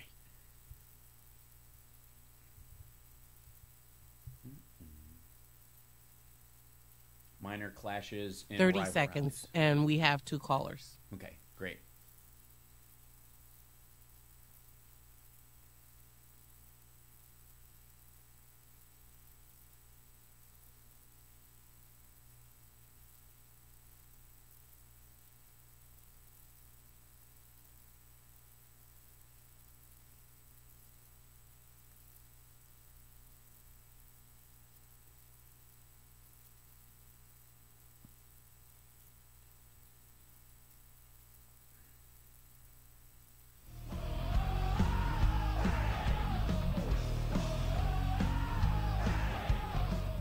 Welcome back to the House Sparks radio program, Mega Worldwide. It's now time for the happy ending.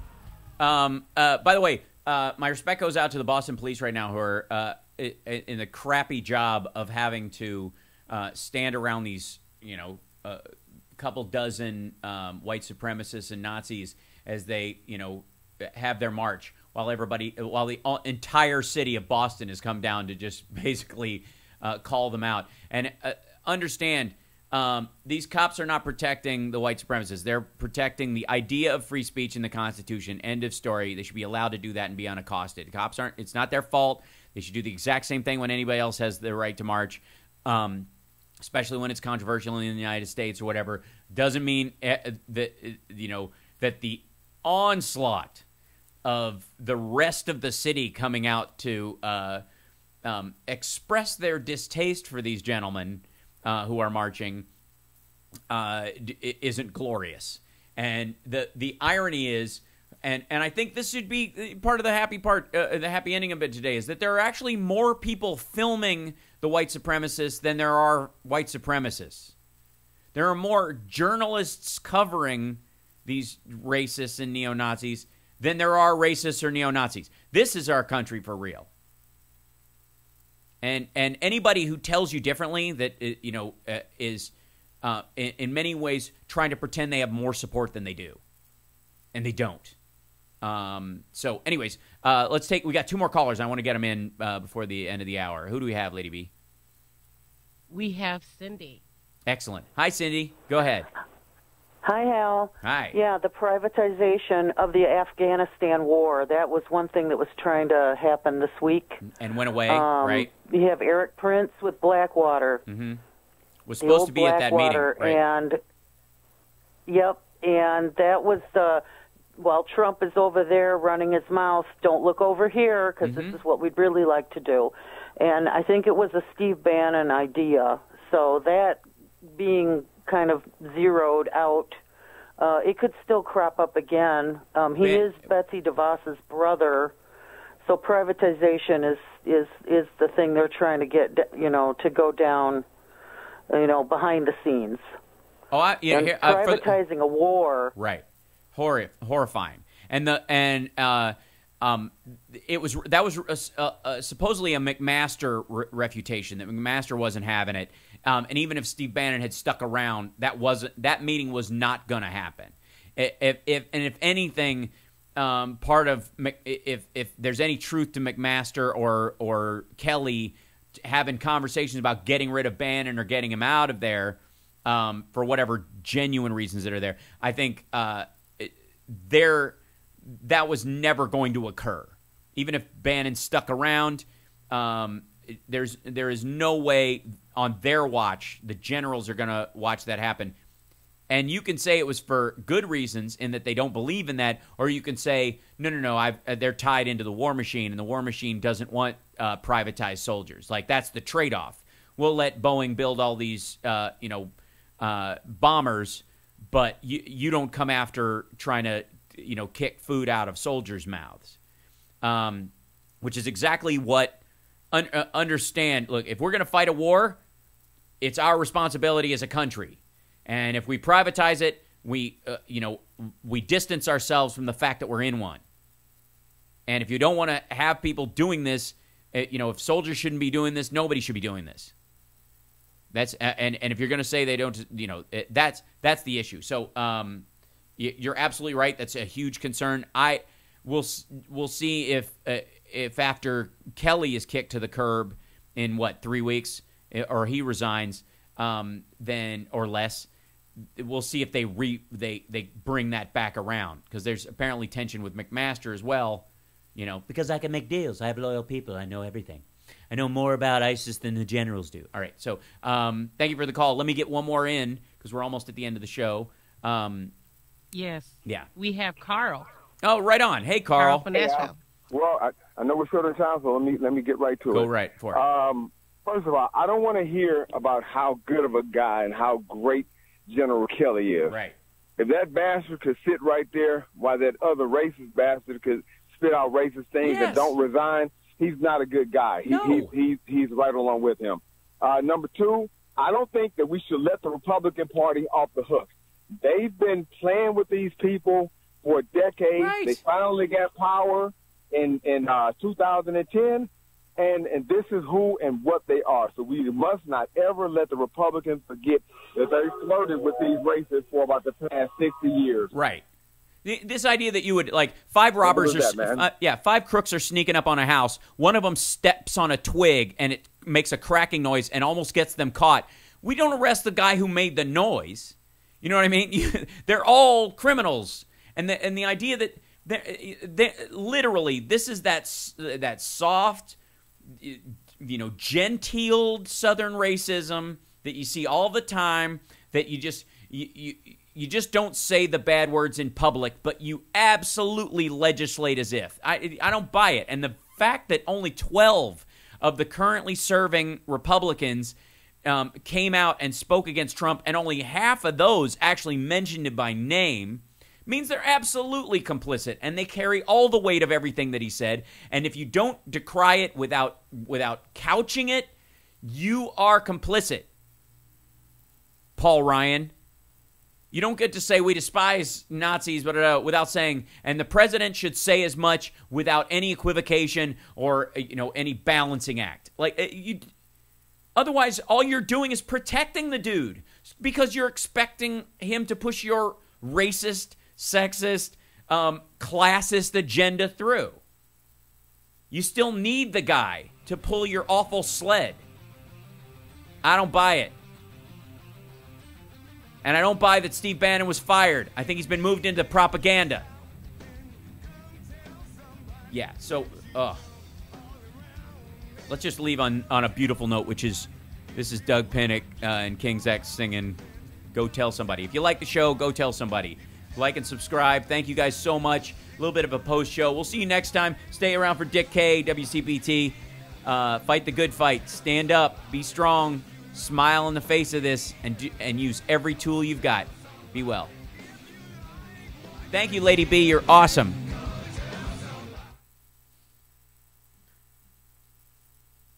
There we go.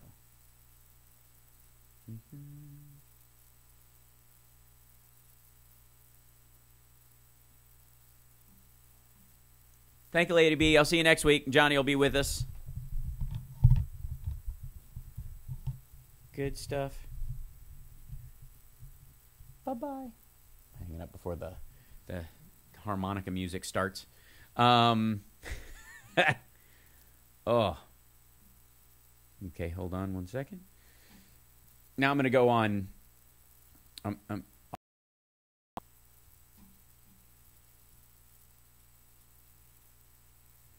we go.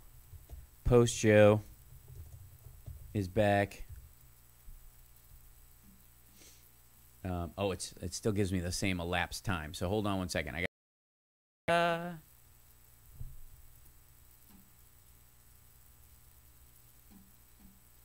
post show, having a post show. Come on, post show. Talking to my peeps. Hi. All right, now I can take my headphones out. Sort of. We'll see. That way, and have a little bit of a post show. Let's do it. All right.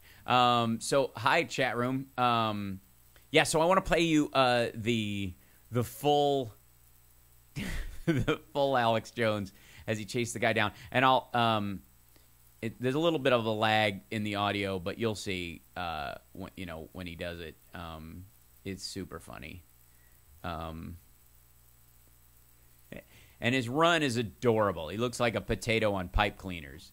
But this is Alex Jones chasing down somebody who flips him off. And listen carefully how he brings his argument to the man that this man that flipped him off is no intellectual. This is the good stuff. Here you go. Bipartisanly. Come on over here. Come on over here. No, you flipped me off. Come on, coward. No. Come on. You're not an intellectual. You're a fake and a fraud. Come on, right here. No. You want to flip me off? No, if you're not an intellectual, you're a dumbass. No, you fuck off. I am fucking off. Hey, fuck you. Fuck you. Coward. Yeah. You know something? I'm not afraid of you people. You got something to say? Say it. You have nothing intellectual. I said fuck you. Yeah, because you're an intellectual dumbass who watches mainstream media. Anyways.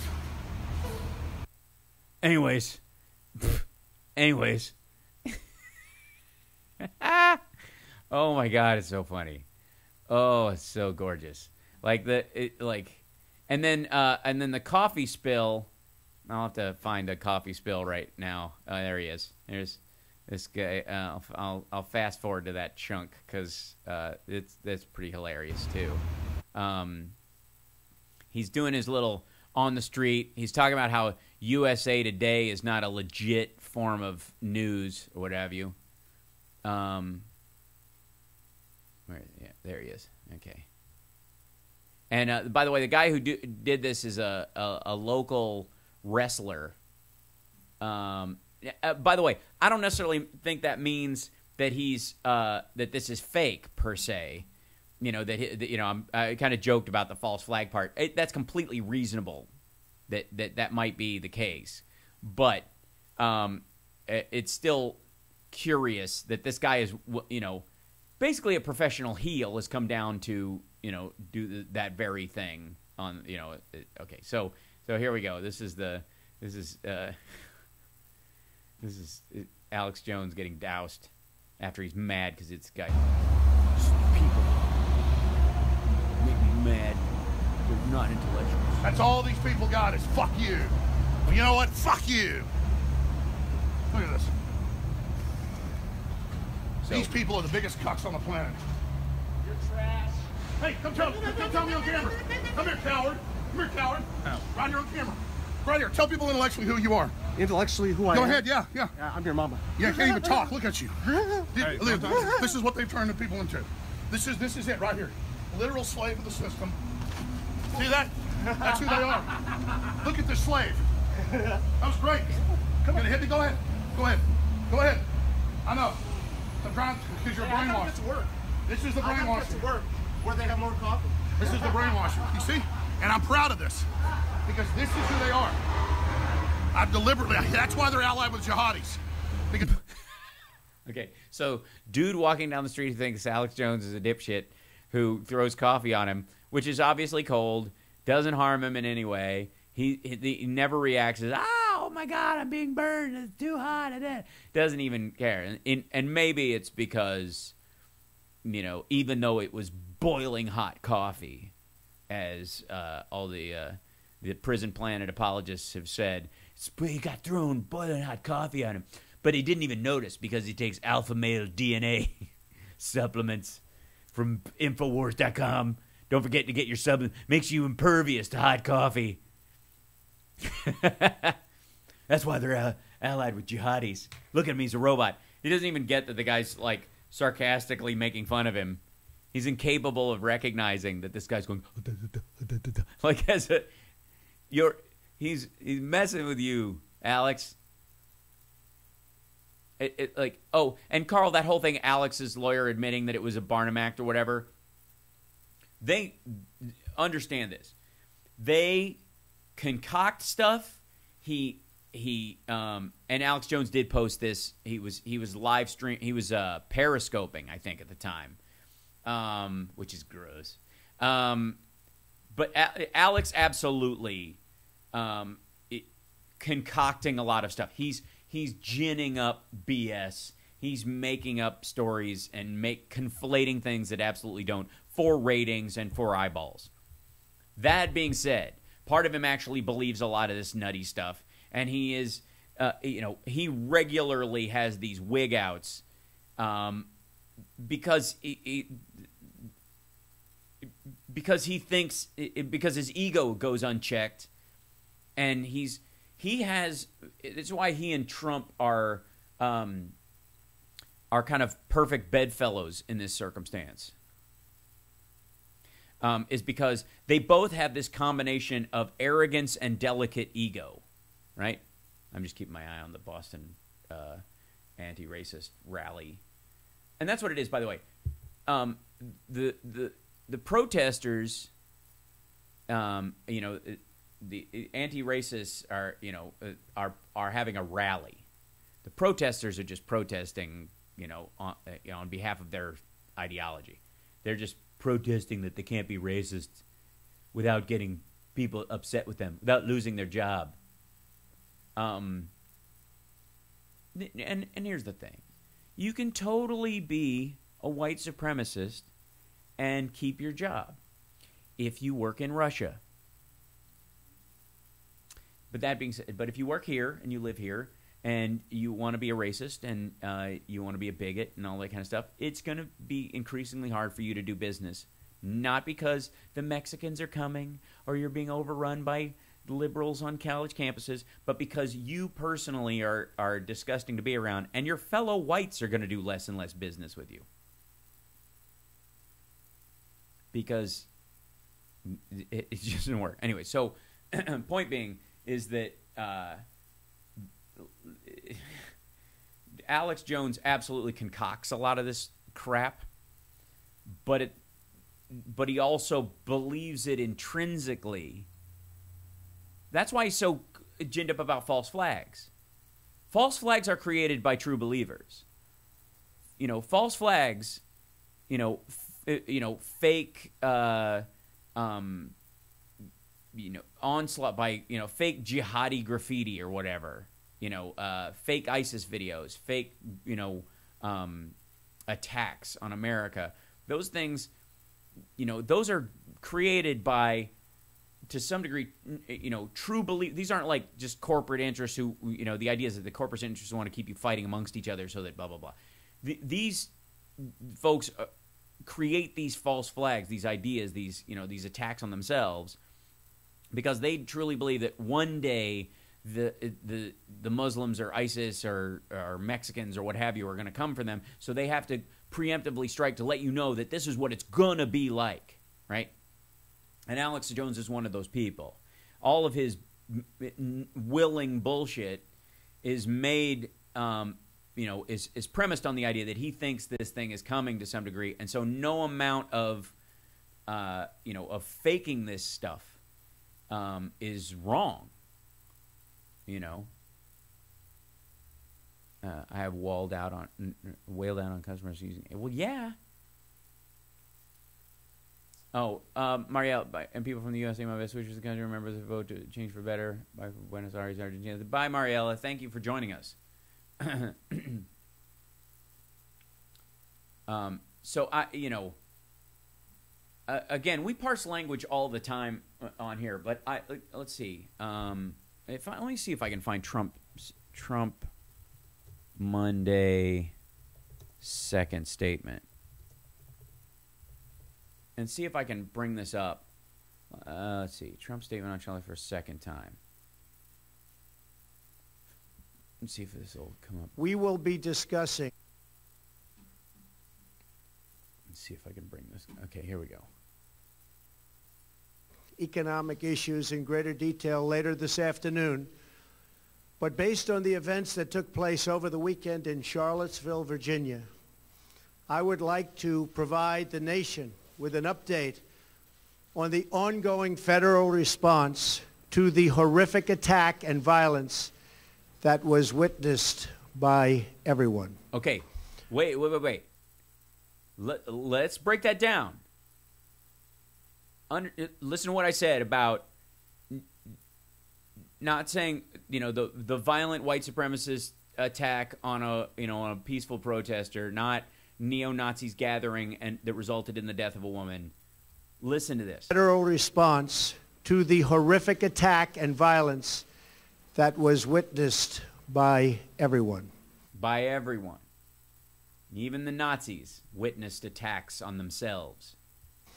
I just met with FBI Director Christopher Wray and Attorney General Jeff Sessions. The Department of Justice has opened a civil rights investigation into the deadly car attack that killed one innocent American and wounded 20 others. To anyone who acted criminally in this weekend's racist violence. Wait. To anyone who acted criminally in this weekend's racist violence, you will be held fully accountable. That's right. So the guy who drove the car into the crowd will be held accountable. We'll also hold accountable anybody who threw a bottle of urine or pushed back or tried to hold a line against protesters, or who's, it's the same. Justice will be delivered. As I said on Saturday, Saturday, this little hand that goes up. As I said on Saturday, in my weightlifting blister. That's fun. That was good.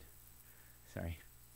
Condemn in the strongest possible terms this egregious display of hatred, bigotry, and violence.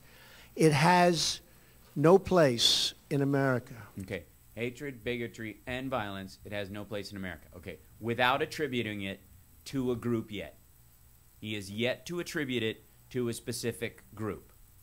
And as I have said many times before, no matter the color of our skin, we all live under the same laws. Hear that, black people? Hear that, Hispanic people? Hear that? Don't throw stuff at the... Let the white supremacists march. Because they had a permit. And it's all the seeds of everything he said is in this statement still. All salute the same great flag. And we... Okay, first of all, that's not true. because a bunch of those idiots that he said were very fine people were carrying Nazi flags, which is the flag of a country we fought a world war against, that the greatest generation died fighting, and the flag of the country, of the secessionist movement to try and destroy the country in the first place. So we don't all support the same flag. We're not all Americans in that sense. If you prefer the Confederate flag to the American flag, you're not the same. Are all made by the same Almighty God. No, we're not. No, we're not. No, we're not. We're a country that has over 2,000 active religions in it. We do not all share that same theology. We're not all, quote unquote, made by the same Almighty God. You can believe that. It's your own personal belief, but that isn't and that's as much a propaganda statement as we all salute the same flag without saying what flag it is. That I just noticed. Did you notice he said we all support the same flag, but he didn't say the American flag, the flag of the United States? Again, most of this parsing wouldn't be necessary, but that second nonsense ramble, racist screed he went on the next day means you got to go back and look at this. We must love each other, show affection for each other, and unite together in condemnation of hatred, bigotry, and violence. We must Again, still not naming a group. Still leaving the door open, like hatred, bigotry, and violence. Hatred and violence. Black Lives Matter does that, man. Have you seen the videos online? Have you seen what these people... Oh, they're all angry? Look at them. They're so mad when you shoot somebody with no gun. They get so upset. Why are they so hateful? He's absolutely leaving the door open in this statement. The bonds of love and loyalty that bring us together as Americans. Love and loyalty. Like he has for Steve Bannon in the state, right? Yeah. Okay, never mind. Yeah. Racism is evil. Okay, good. Excellent. Good place to start. However, and again, as he keeps punting this, you have to view this in the context of the next day's statement.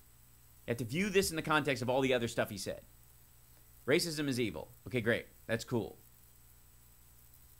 As if there is an extreme problem in this circumstance with Mexicans hating white people or black people hating white people. That this is just, okay, it's just in all its forms, racism is bad. This is a generic statement, doesn't move the ball at all, and still allows you to perpetuate this belief that racism is as pervasive from the minority direction as it is from these white supremacists. Those who cause violence in its name are criminals and thugs. Those who cause violence in its name are criminals and thugs. Thugs being the buzzword for black people that is constantly used. This, again, is as far as white nationalists are concerned, he's talking about Ferguson. And again, if this was a standalone statement without all these secondary things, there'd be no reason to parse this, but it's necessary to parse this and recognize, oh, look at all the buzzes that are going on in this. Including the KKK. And including the KKK.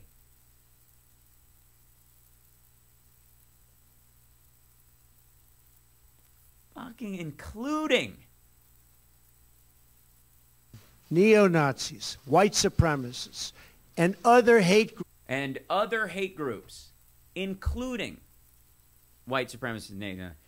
White supremacists, neo-Nazis, they're on the same moral plane as Black Lives Matter and the Anti-Defamation League. And why do they hate Nazis? And why you got to go yell things at them while they're just trying to march with tiki torches at night towards a Confederate statue saying Jews will not replace us? Why can't you just let them peacefully, quietly march. Just wrong. Racism on all sides. When you're racist against Nazis, it's wrong. It's just as wrong. And it's not that white supremacists and neo-Nazis are a specific scourge on this country and need to be called out. They're among a bunch of groups. There's all kinds of hate all over the place, people. That are repugnant to everything we hold dear as Americans. We are a nation founded on the truth that all of us are created equal. We are equal in the eyes of our Creator. Mm-hmm. We are equal under the law, and we are equal under our Constitution. Those who spread violence in the name of bigotry strike at the very core of America. 2 days ago, a young American woman, Heather Heyer, was tragically killed.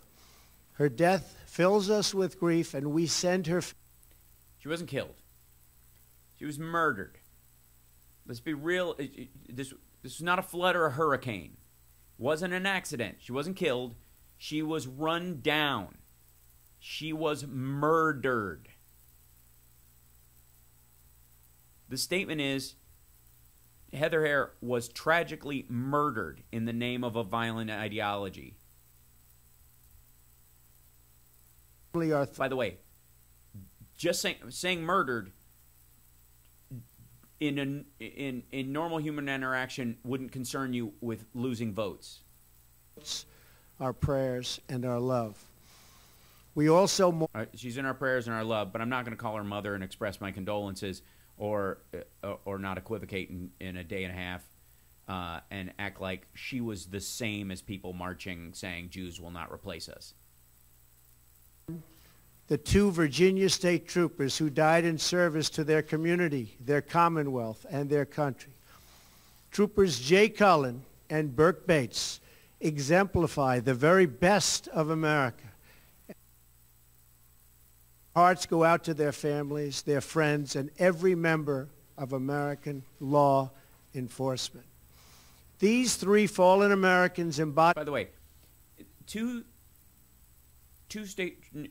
police officers are killed, and I'm completely comfortable with supporting police officers. I have family that are law enforcement. I love them very dearly. I know they go through some horrible stuff. I know that the outliers in their community are the pervasive in certain police groups throughout the country. Certain county police officers, deputies, sheriffs, those areas really put taint the entirety of law enforcement in a lot of ways.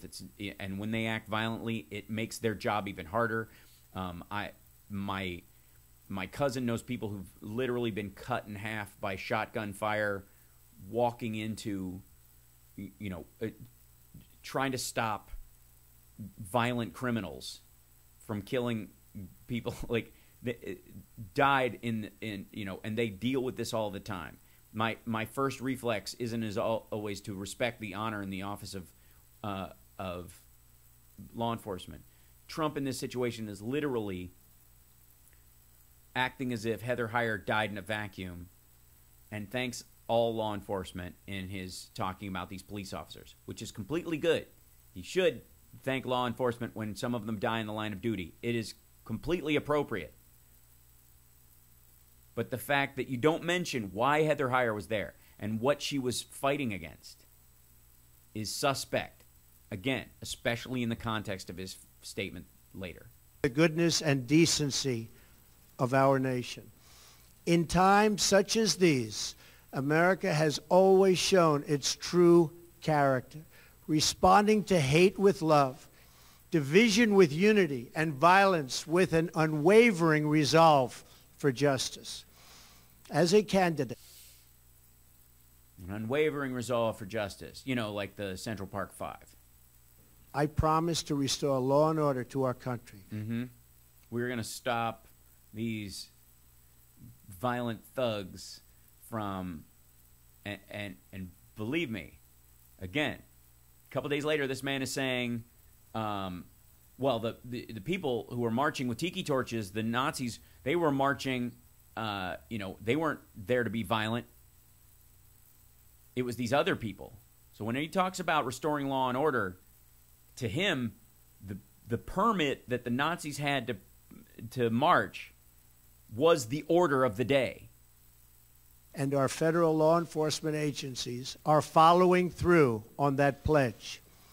We will spare no resource in fighting so that every American child can grow up free from violence and fear. Mm-hmm. Without all these Mexican criminals, they're sending their rapists, they're sending their drug dealers, their thugs, their criminals. Every American child. Wink. We will defend and protect the sacred rights of all Americans, and we will work together so that every citizen in this blessed land is free to follow their dreams in their hearts and to express the love and joy in their souls. Thank you. God bless you, and God bless America. Thank you very much. Goodbye. Okay, so can we just, and again, I recognize I'm like parsing this out, piece by piece, and maybe bifurcating, to the extreme. But it's to make a point in that there is nothing trustworthy in the statements that this guy makes.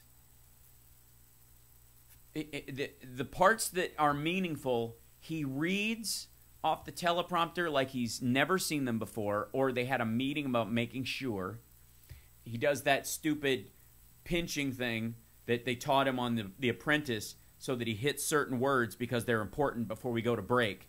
These are the words I have to say, or we have to do this again, right? So that's yeah. And then, again, in the context of what he said in his further statements, none of what he said in that you could construe as even tepidly positive has any weight. None of it.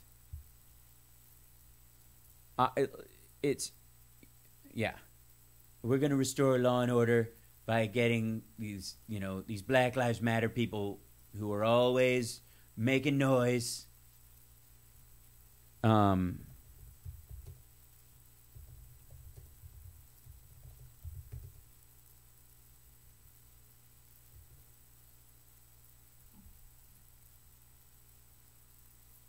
mean, this idea. Okay, so. Including members of our cabinet, Treasury Secretary Stephen Mnuchin, agenda. As long as a decade and much more than that, many stories where it takes 20 and 25 years just to get approvals to start construction. Okay, this is a massive self-permitting process. It cost hundreds of millions of dollars, but it took 17 years to get it approved, and many pages of environmental impact studies. This is what we will bring it down to. This is less than 2 years long, beautiful chart. You can have it. So my executive order, drops trash on the floor. Delay after another. Okay. And highways. All right, so he's talking about his stuff. That's what I want. I want manufacturing to be back into the United States. Yeah. Of making a we political didn't even get to statement. talk about the fact that he dissolved his business things after they fired him. Trump got fired and said, "I quit." The event didn't even happen yet as we were speaking. This event just happened. Before I make a statement, I need the facts. So I don't want to rush into a statement. So making the statement when I made it was excellent. In fact, the young woman, who I hear is a fantastic young woman, and it was on NBC, her mother wrote me and said, through, I guess, Twitter, social media, the nicest things, and I very much appreciated that. I hear she was a fine, really actually an incredible young woman, but her mother on Twitter thanked me for what I said. And honestly, if the press were not fake, and if it was honest, the press would have said what I said was very nice. But unlike you, and unlike the media, before I make a statement, I like to know the facts. They don't. They don't. The explosion. They don't. Listen, how about a couple of? Has praised you, David Duke. How about a couple of infrastructure questions? Was that terrorism? Say it. What? CEO of Walmart said you missed a critical opportunity to help bring the country together. Did you? Not at all. I think the country. Look, you take a look. I've created over 1 million jobs since I'm president. Okay. Ali Velshi and Stephanie Ruhle lost their bananas talking to one of the Trump surrogates about this very fact. 1 million. He's literally made fewer jobs in the first 6 months of his office than happened in 2016 and 2015. So, and this is still during, quote unquote, the recovery. Obama's stock market went from 6,400 to 19,000 during his tenure.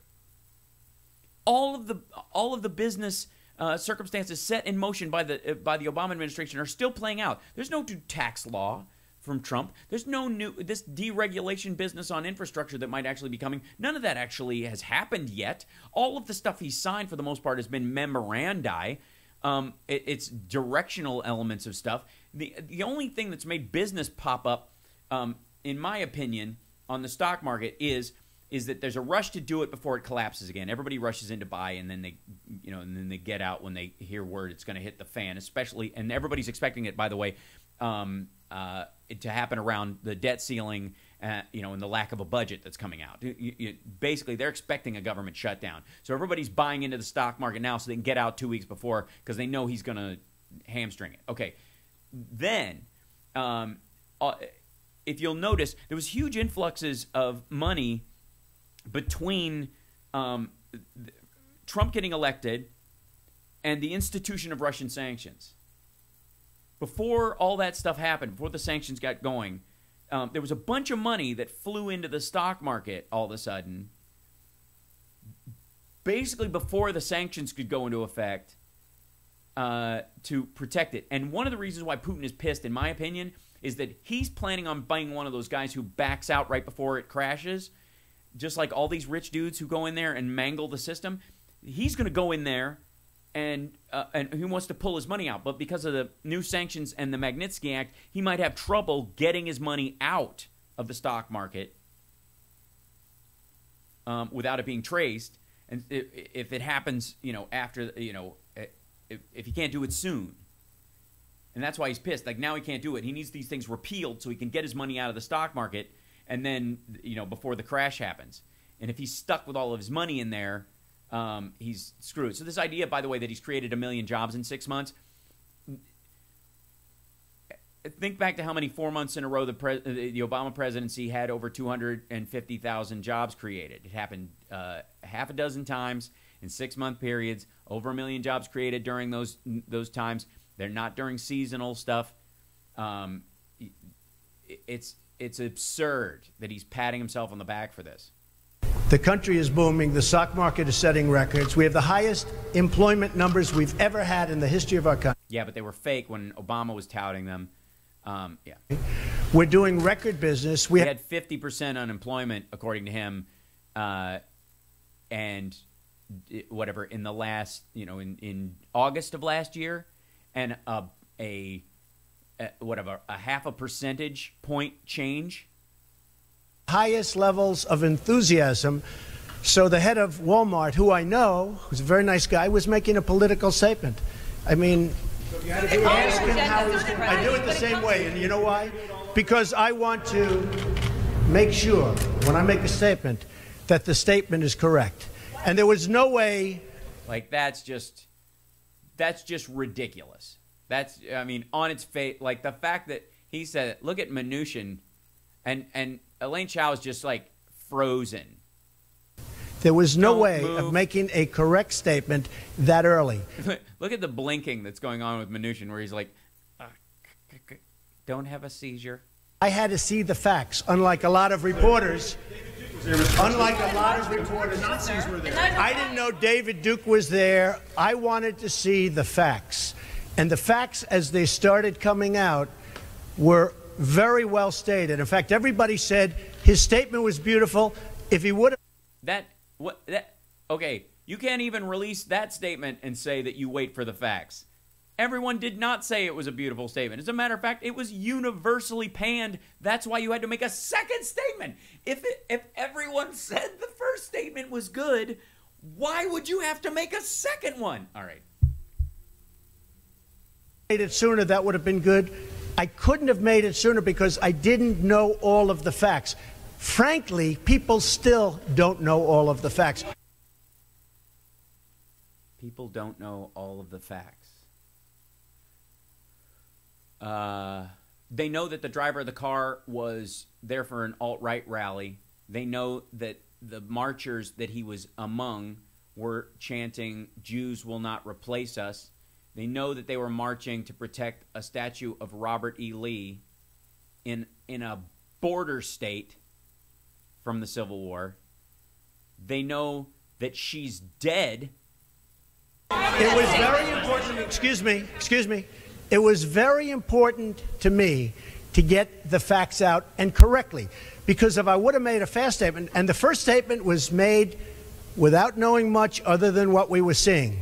The second statement was made after, with knowledge, with great... Wait, so I don't like to make a statement until I know all the facts, but the first statement I made, I didn't have all the facts. What the hell?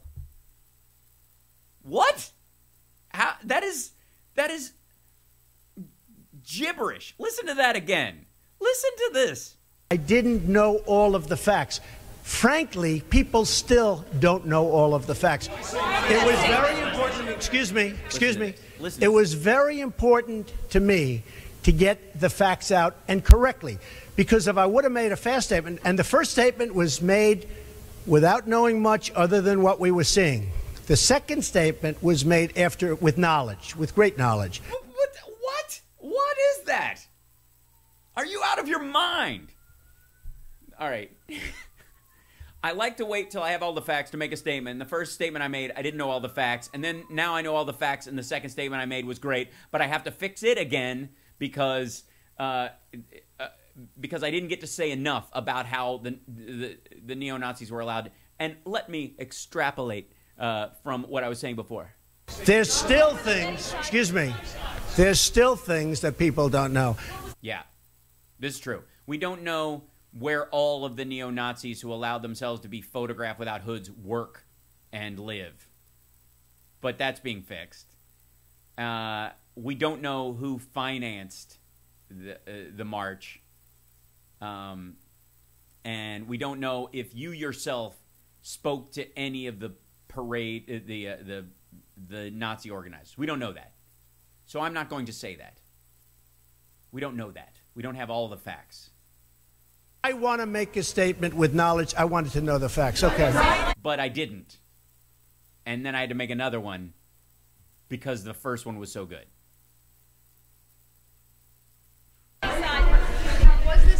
Two questions. Was this terrorism? And can you tell us how you're feeling about your chief strategist? Well, I think the driver of the car is a disgrace to himself, his family, and his country. Oop. Yeah, there you go. Disgrace. Look at him. He's not, he's not one of the pure ones, It's disgusting. He was ineffective. His kill ratio was very low. He doesn't look very handsome. He's clearly not from the right genetic stock. He's a disgrace to his family, probably the runt of the litter. And that is, you can call it terrorism. You can call it murder. You can call it whatever you want.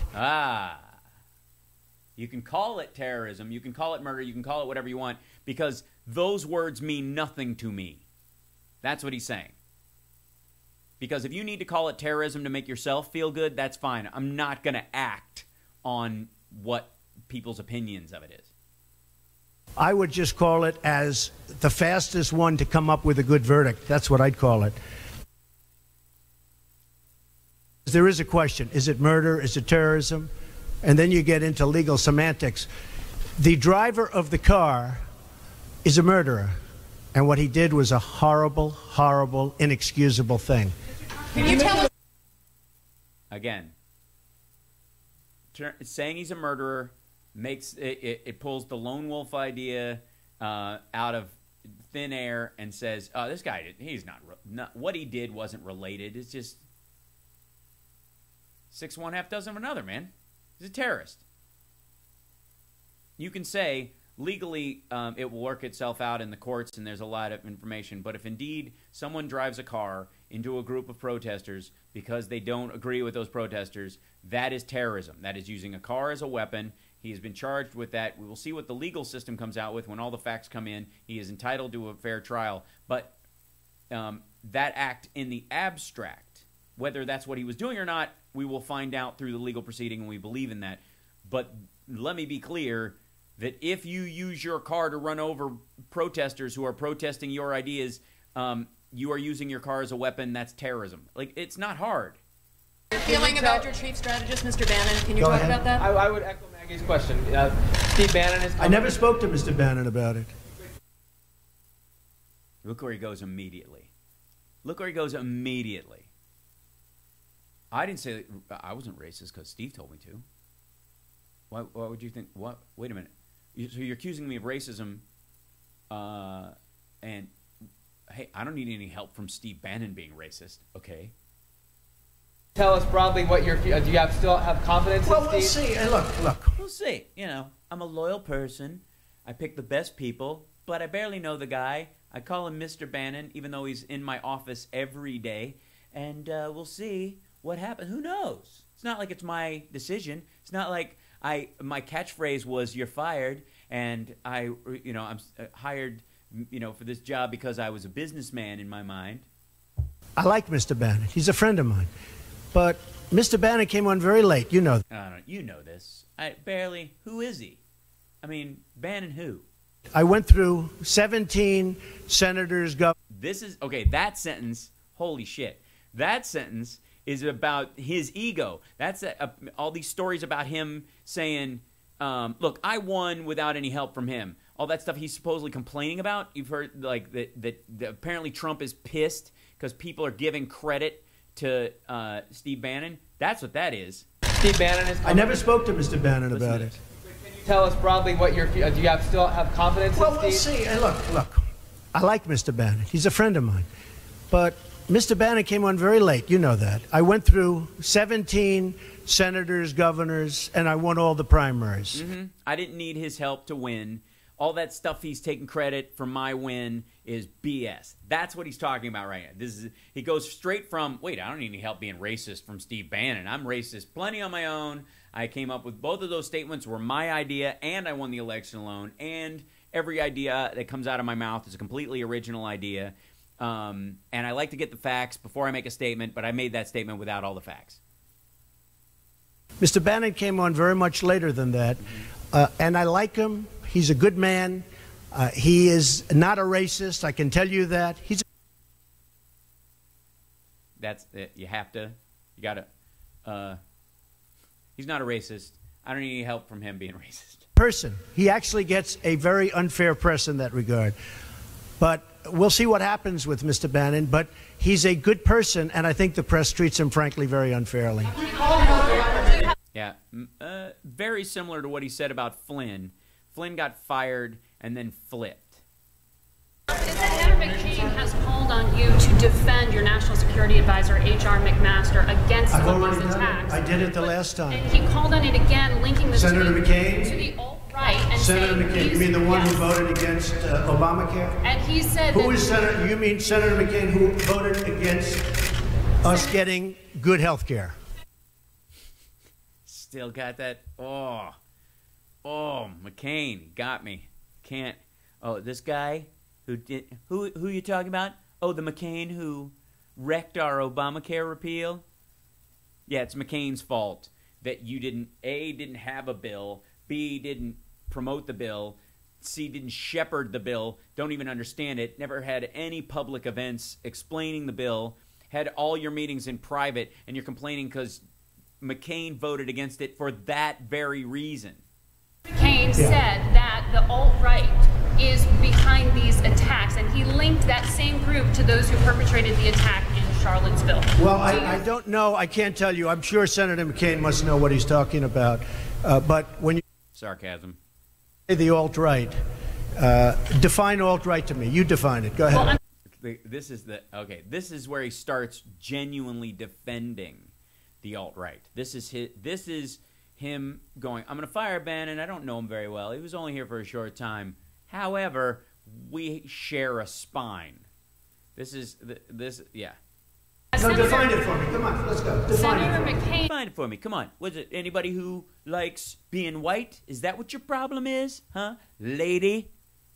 Find them as the same group. Okay, what about the alt-left that came charging at, excuse me, what about the alt-left that came charging at the, as you say, the alt-right?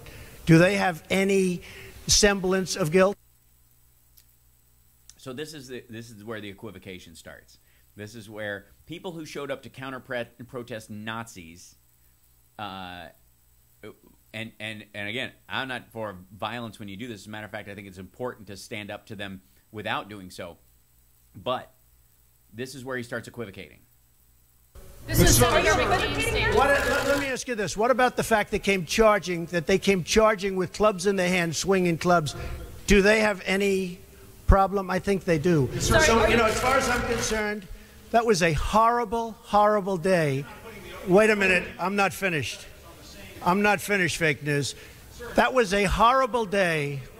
The same level as It was a horrible day because both sides, how dare people show up and angrily protest Nazis yelling, Jews will not replace. And again, he's about to get to that part where he broke down his the statement and said, oh, well, there was, they were quietly protesting.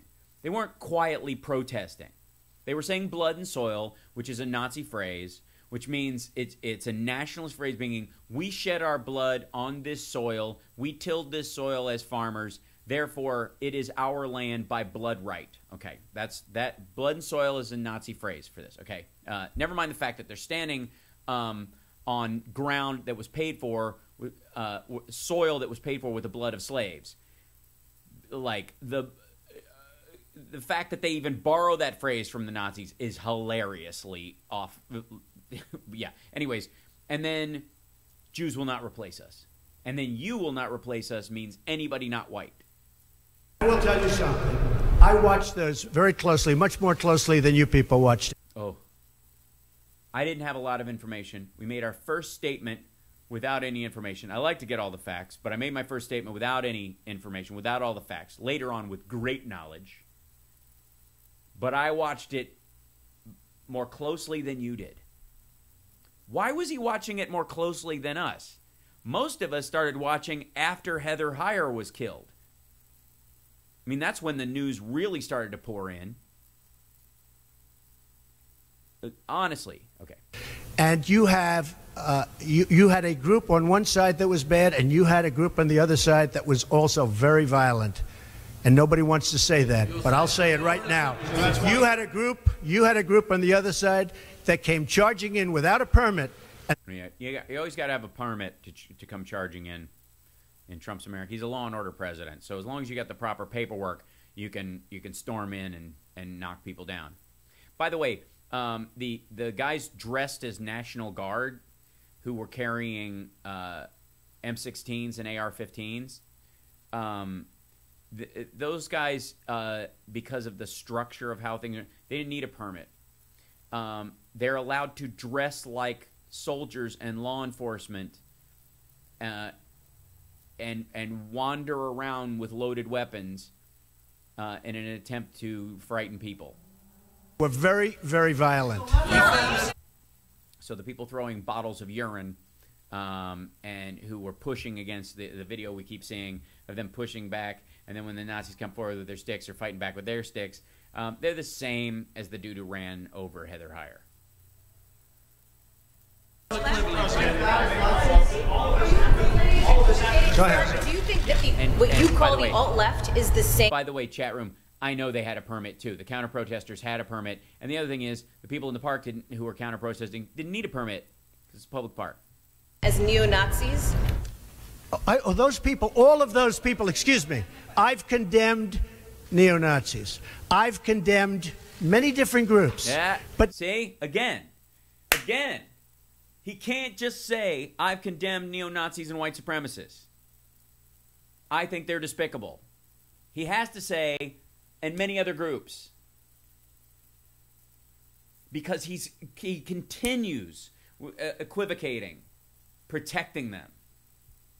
It's mad, and it was there in his second statement. Damn it.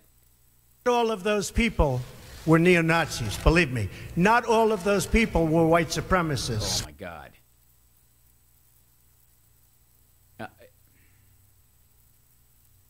Here it comes. Stretch. Those people were also there because they wanted to protest the taking down of a statue, Robert E. Lee. So, excuse me, and you take a look at some of the groups and you see, and you know it if you were honest reporters, which in many cases you're not, but many of those people were there to protest the taking down of the statue of Robert E. Lee. So, this week it's Robert E. Lee. I noticed that Stone... Okay, first of all, he jumps immediately from defending in the abstract the right to protest peacefully to defending, basically being a member of that protest. Trump is saying in this moment that if he weren't the president of the United States or busy golfing, he would have been in that crowd with a tiki torch, defending the removal of a statue of Robert E. Lee. Jackson's coming down. I wonder, is it George Washington next week, and is it Thomas Jefferson? Okay. This is the part that's really frightening, where it starts to get super dark. And James Woods, the actor, and a couple other people have done this, their own form of this false equivocation,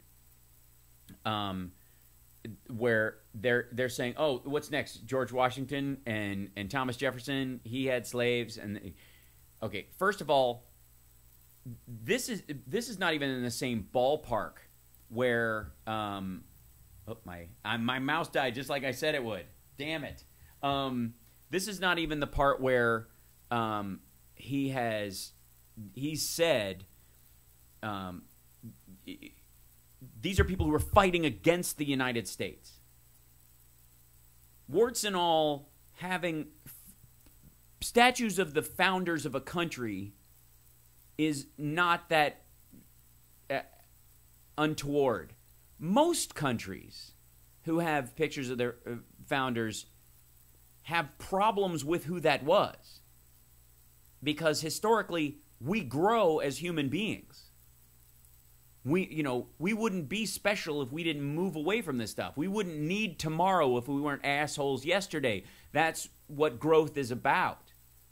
And sometimes you put those up as reminders. Like, these people were a signpost.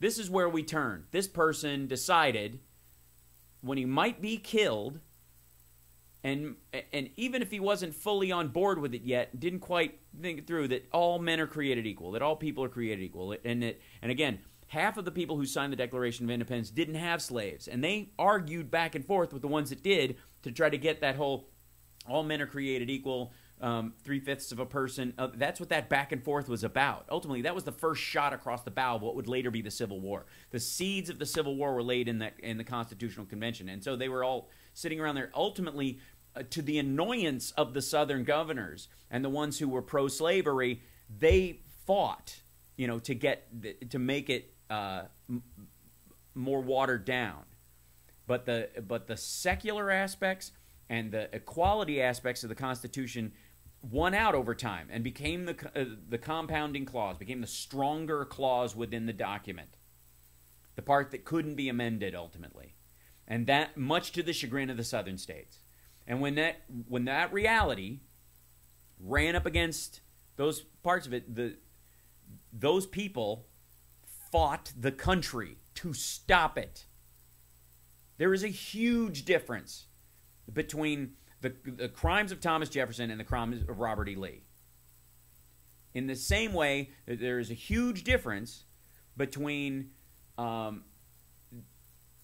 pick a tribe who hated tribe next door, who killed said tribe, from the English and the Irish, the Tutsis and the Hutus, the Mongols and the Northern Chinese,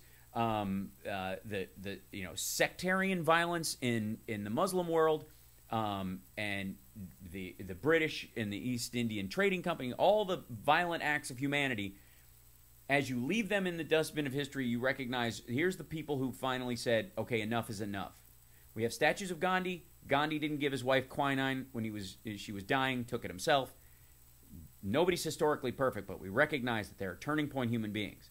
The difference between Robert E. Lee and George Washington and Thomas Jefferson is that Robert E. Lee was trying to turn the clock back to before Washington and Jefferson. And if you can't see that, then you're for it. After, you really do have to ask yourself, where does it stop? But they were there to protest, excuse me. It stops where I just said it stops. You take a look the night before. Plus, by the way, why is the heritage of the South only predicated in statue based on pro-slavery Confederate generals? There are plenty of white abolitionists you could put statues to who split with their own families, fought against their own brothers, ended up helping put the South back together after the fact. They were there to protest the taking down of the statue of Robert E. Lee. Infrastructure question. Go ahead. Please save me from myself. Should statues of Robert E. Lee stay up? I would say that's up to a local town, community, or... It was. They did. All right. Federal government, depending on where it is located. Are you against the Confederacy? Are you against the Confederacy? Don't tempt him. Relations in America, and do you think things have gotten worse or better since he took office? I think they've gotten better or the same. Look, they've been frayed for a long... He has to say that they've gotten better because he's in office now. Everything has to have gotten better since, everything is, AD, after Donald. This is all, the world is judged by before Trump president, after Trump president. So everything has to be better. Time, and you can ask President Obama about. Yeah, so, he had all this stuff. People were always yelling. I don't know, race was always a problem when the black guy was in office. I'm just saying he was the most divisive racial president in the world because he just wouldn't stop being black. Because he'd make speeches about it. Yeah. Thoughtful, well-constructed, unifying speeches, attempting to get people together. And the people who marched to save that Robert E. Lee statue would accuse him of being racially divisive and a Marxist and a Kenyan. I wonder where they got that idea. But I believe that the fact that I brought in, it will be soon, millions of jobs. It will be soon. Where companies are moving back into our country. Foxconn, which got a tax break equal to the amount of money they'll actually bring into the conversation. I think that's going to have a tremendous positive impact on race relations. This is the old one that, hey, we focus on jobs. Black people, they shouldn't have a specific bone to pick. Rising tide lifts all boats. You know what I mean? If we can get more, rednecks, if they leave the jobs pumping gas to get a job at a factory, the black people can start pumping gas. Everybody wins. That's what that statement means. They do that all the time. We have companies coming back into our country. We have 2 car companies that just announced. We have Foxconn. Announced that they a plan that was already in place under Obama. Wisconsin just announced. We have many companies, I say pouring. And by the way, one of the reasons Foxconn came in is because they're getting all sorts of environmental waivers because what they're going to be working on will dump toxins into the rivers and streams. So any money made more than likely from their factory will probably balance out in all the ancillary health effects afterwards. Hey, what you get a couple $300 million into the economy every year. Who cares if you take out $400 million in cancer cluster into the country? I think that's going to have a huge positive impact on race relations. You know why? It's jobs. That's right. It's jobs. There's a lot of. If black people if they cared about this country, they'd get a job making more Robert E. Lee statues. You know what I mean? Study sculpting. Black people should get a job. Sculpting statues. I mean, it's a win-win. They should just... You know how much there's an opening for black sculptors who will make Confederate chessboards where both sides are white? People want now, they want jobs. They want great jobs with good pay. And when they have that, you watch... This is one of those, like, standard fare statements that means nothing. How race relations will be. And I'll tell you, we're spending a lot of money on the inner cities. We're going to fix with... Yeah, because the only reason neo-Nazis are marching and yelling, Jews will not replace us, is because there's so few Jews, jobs that the Jews are taking all the jobs. And if there were a lot more jobs, a Jew could replace you. The inner cities, we're doing far more than anybody's done with respect to the inner cities. It's a priority for me. Yeah, never mind enterprise zones and actual zoning and job creation, all the scuttling of those things, business credit. It's making sure that loans, in inner city areas, they're government guaranteed loans so people can actually build a business. They're not just because of their zip code denied a loan, even if their business is sound. And it's very important. Mr. President, are you putting what you're calling the alt-left and white supremacists on the same moral plane? I'm not putting anyone on a moral plane. This is my favorite thing. First of all, yes, you are. And B, you kind of don't have the ability to because you don't have a moral plane. I'm not putting anybody on a moral plane. What I'm saying is this. You had a group on one side and you had a group on the other, and they came at each other with clubs, and it was vicious, and it was horrible, and it was a horrible thing to watch. But there is another side. There was a group on this side, you can call them the left, you've just called them the left, that came... Your word. It's like the Sean Spicer sketch all of a sudden. He's using your words. You said it. I'm just saying what you said. Violently attacking the other group. So you can say... Yeah, and by the way, Heather Heyer was not a part of that. Neither were the videos coming out of people getting beaten. The black dude with the gash in his head. That guy wasn't in the process of handing out a beating. He got beat by 6 people with sticks. Wouldn't even let him get away. Like, he was just trying to stand up, and they kept going after him. But he's the same. All right. You want, but that's the way it is. You can call it whatever you want, but I'm going to keep saying that that Nazis who hate Jews are the same as people who hate Nazis for hating Jews. Okay? It's the same thing. It's all hate. There's hate on both sides. On both sides, sir? You said there was hatred, there was violence on both sides. Well, I do think there's blame. Yes, I think there's blame on both sides. You look at both sides. I think there's blame on both sides, and I have no doubt about it, and you don't have any doubt about it either. And if you reported it accurately, you would say. Wow.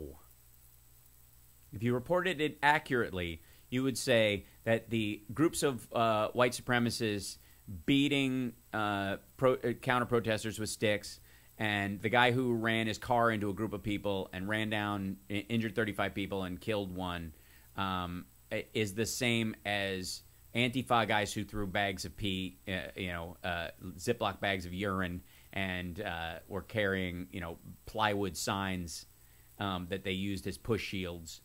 It's the same, and those 15 people in the Antifa who are doing that are exactly, make it so that Heather Heyer's death is equally tainted. Meanwhile, the entirety of the Friday night march was a group of human beings, all together, dressed similarly, carrying the same torch, yelling, "Jews will not replace us." And if you reported that accurately, you'd say the same thing. Started this. They showed up in Charlottesville to protest. Excuse me. They didn't put themselves down as you, and you had some very bad people in that group. But you also had people that were very fine people. Wait a second. Very fine, upstanding young white gentlemen. They looked like they were all pledging a fraternity in Germany in 1939. Oh my God. Very fine people on both sides. because he caught himself going, I can't say that Heather Heyer wasn't a fine person. She's dead. But, I mean, look how nice their rows were. You know, those Nazis. There was nobody with a torch that wasn't lit. There wasn't some guy with a dud. They handled it. Very oriented. They had a permit. You know. Both sides. You had people in that group, excuse me, I saw the same pictures as you did. You had people in that group that were there to protest the taking down of, to them, a very, very important statue and the renaming of a park from Robert E. Lee to another name. Yeah. Emancipation Park. Say it. You can't even say it. They wanted to rename the park from Robert E. Lee Park to Freedom Rider Park or some nonsense. I don't know. Emancipation Park. That's what they want to call it. It's I think it's actually what it's called already. They were just going to take the statue down. Well, no, George Washington was a slave owner. Was George Washington a slave owner? So we'll... Yeah, but he didn't fight. He freed his slaves when he died, and when when he wasn't around when people were fighting to make sure slavery happened by destroying the United States. Washington now lose his status? Are we going to take down? Excuse me. Are we going to take down? Are we going to take down statues to George Washington? How about Thomas Jefferson? What do you think of Thomas Jefferson? You like him? I do love Thomas Okay, good. Jefferson. Are we going to take down the statue because he was a major slave owner? Now we're going to take down his statue. False equivalency. This is the tactic.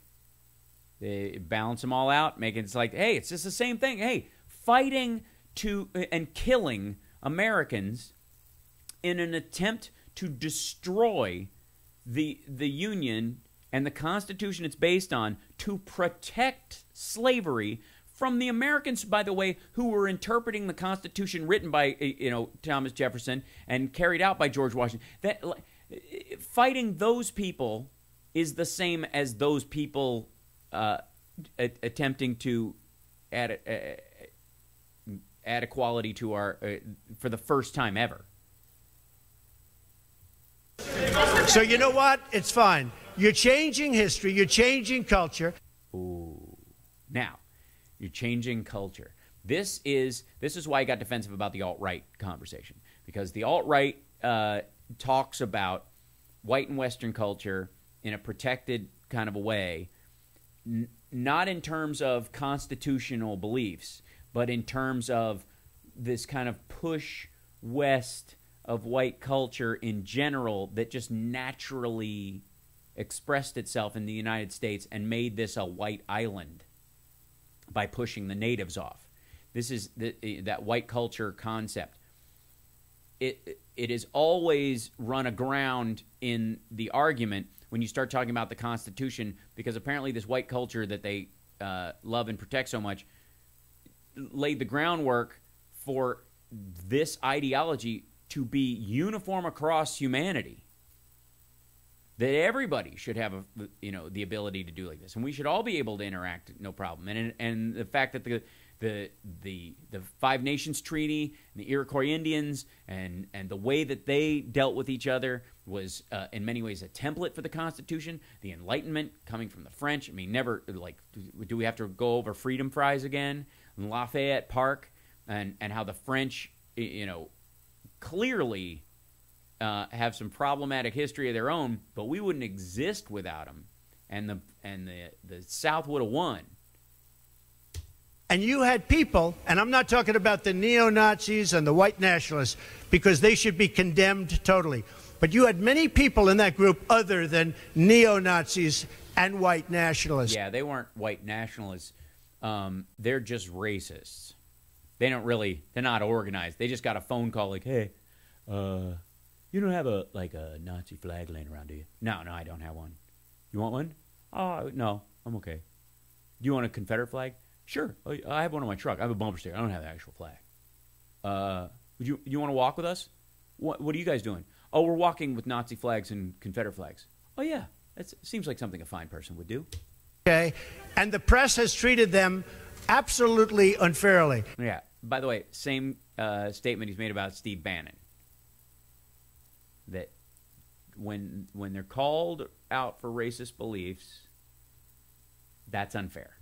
Now, in the other group also, you had some fine people, but you also had troublemakers, and you see them come with the black outfits and with the helmets and with the baseball bats. You had a lot of bad people in the other group too. Sir, I'm sorry, I just didn't understand what you were saying. You were saying the press has treated white nationalists unfairly? No, I just didn't understand what you were saying. No. There were people in that rally, and I looked the night before. Oh, this is the good part. The night before. The night before supremacy, and all through the streets. If you look, there were people protesting very quietly the taking down of the statue of Robert E. Lee. Okay, hold on for a second. Give me 1 second as I open up another page. Oh, damn it, my mouse is dead. Hold on, I've got to fix that. But let's enjoy the rest of this while I figure that part of it out. I'm sure in that group there were some bad ones. The following day it looked like they had some rough, bad people. Neo-Nazis, white nationalists, whatever you want to call them. But you had a lot of people in that group that were there to innocently protest, and very legally protest, because, you know, I don't know if you know, they had a permit. I didn't know the other group didn't have a permit. Oh. So I only tell you this. There are... My goodness. Wait a minute. And again, we know they had a we know they had a permit, but he likes to have all the facts before he makes a statement. The president he doesn't like to make a statement unless he knows all the facts, and they didn't have a password. You know, and so it's super important that that the Nazis had a permit and the counter protesters didn't have a permit, even though they did. But I want to have all the facts. Two sides to a story. I thought what took place was a horrible moment for our country. Mm-hmm. A horrible moment. All the violence in general in the circumstance. That Nazis can't march peacefully without being accosted by people who are disgusted by them, even though they're carrying the flag of a country we defeated in war on our soil, claiming it as their own. Can you imagine if ISIS walked down the street? Horrible moment.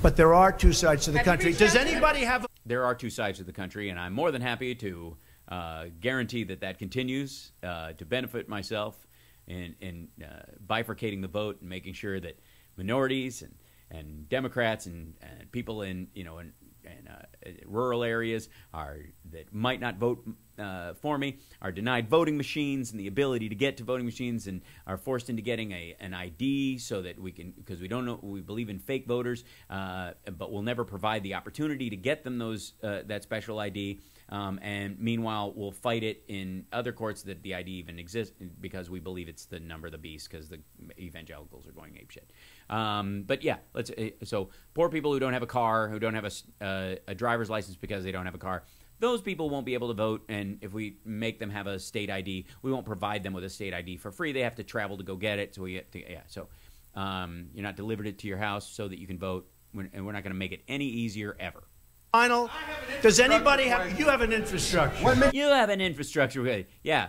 I think you can get an infrastructure bill. You didn't get health care. Well, I'll tell you. We came very close with health care. No, you didn't.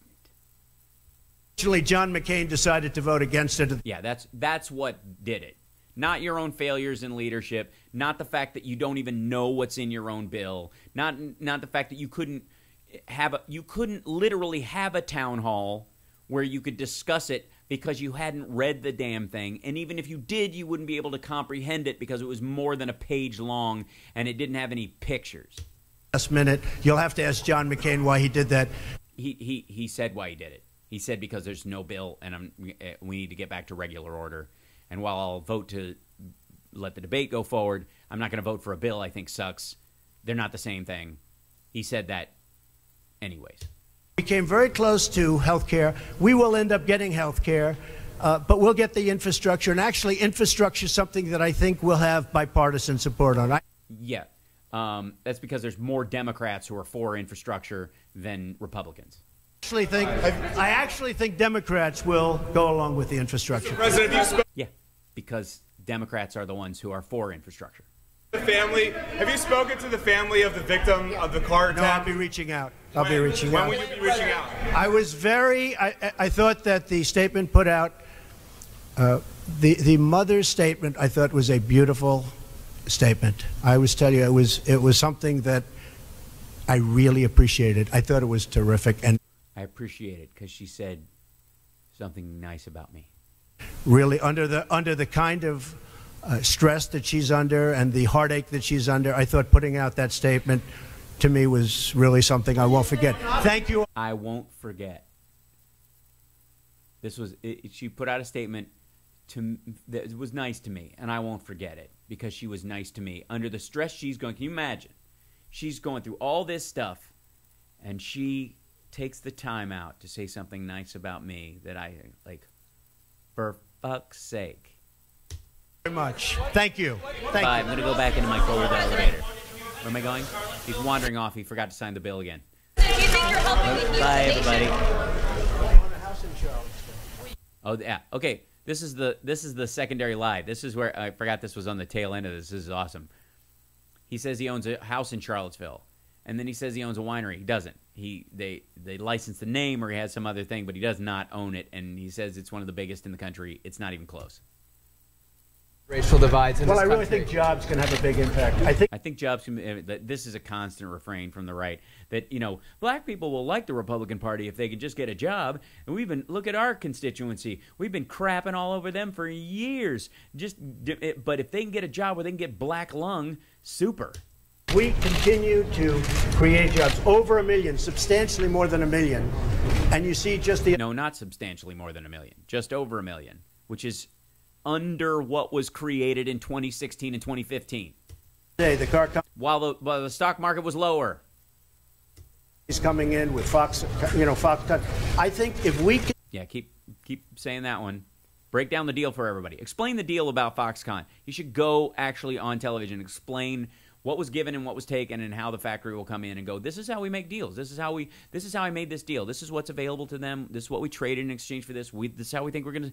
But he can't. He doesn't even understand that. Screw the health care bill and his understanding of that. He doesn't even understand the tax incentive exchange for money economic package with the Foxconn factory itself. He just thinks it's a win. Continue to create jobs at levels that I'm creating jobs. I think that's going to have a tremendous impact, positive impact on race relations.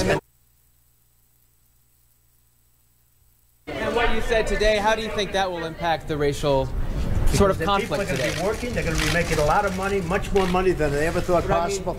Much more money than they ever thought possible.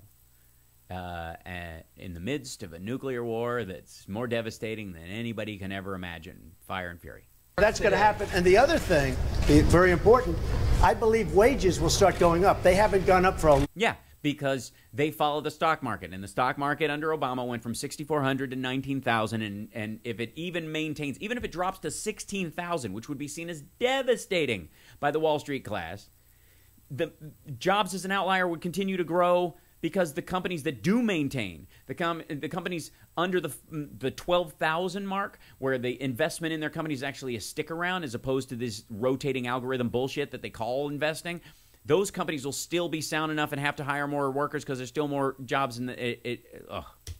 time. I believe wages now, because the economy is doing so well with respect to employment and unemployment. Which, by the way, he called a lie under Obama, has changed by less than a half a percentage point. But when Obama's was at 5%, he said he heard his 23, 35, 50% unemployment. I've heard as high as that. I believe wages will start to go up. Because they follow the stock market after a 3-year lag. We know this. That'll have a tremendous... And unless he totally screws it up by not extending the debt ceiling and getting a budget passed. Positive impact on race relations. I think that the stock, bye suckers.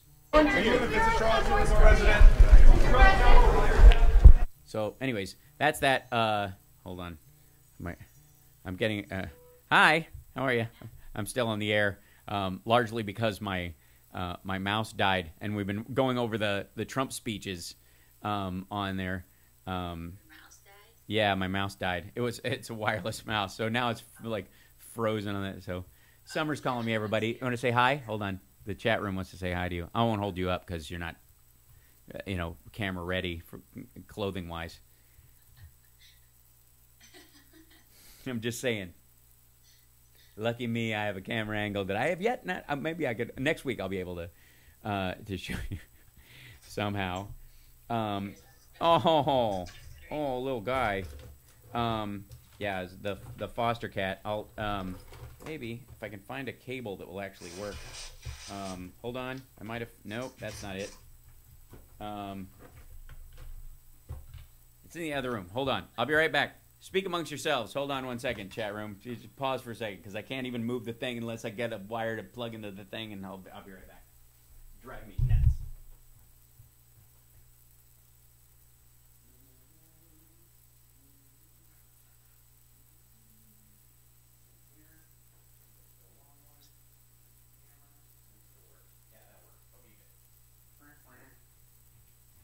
Okay, I couldn't run and get this cable the entire time I was doing the show because we were going through all these clips, and then it died right in the middle of all this. So, yeah, 1 second. I have to turn that around, and then I'll see if I can do a.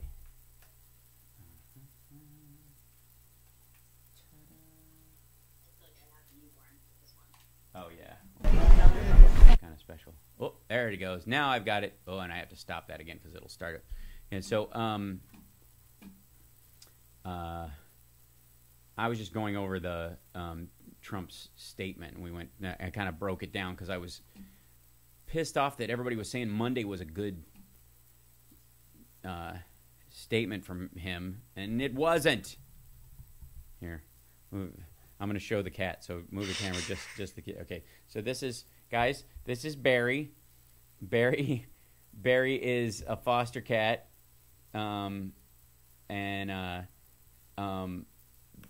Summer's been taking care of him. There's 3 other cats in the litter, and Barry has he broke his legs somehow. We don't know how, what happened, quite frankly, but he's recovering nicely. He's got movement in his legs and feeling in them, obviously, but he can't really stand up for long stretches. He can only take about 4 or 5 steps at a time, and he's super cute. It's unbelievable how cute this little guy is, and he purrs like a maniac, and he's a little fighter, but he's got a slight spinal problem that keeps him from pooping correctly. So he's on a laxative, and he gets a little. They gave him a kitty enema at the ASPC at the vet. Poor thing, but he's so brutally adorable. Oh my gosh! And yeah, if anybody needs a cat, we're fostering 3 other. Yeah, 3 that will be ready next week, and then he's going to take a little while. He's healing. We're convinced he's going to be a whole cat. He'll be healed. We're dedicated to the idea that he's going to make it. But yeah, he's so adorable. It's ridiculous. And I'm glad he chews on his feet occasionally. Like look at him. He's kicking that thing. It's so awesome. Get it, Barry. Get it. He's got his toy and he's losing his mind. It's great. No, these aren't feral. These are all straight from. These were rescues. Where did they?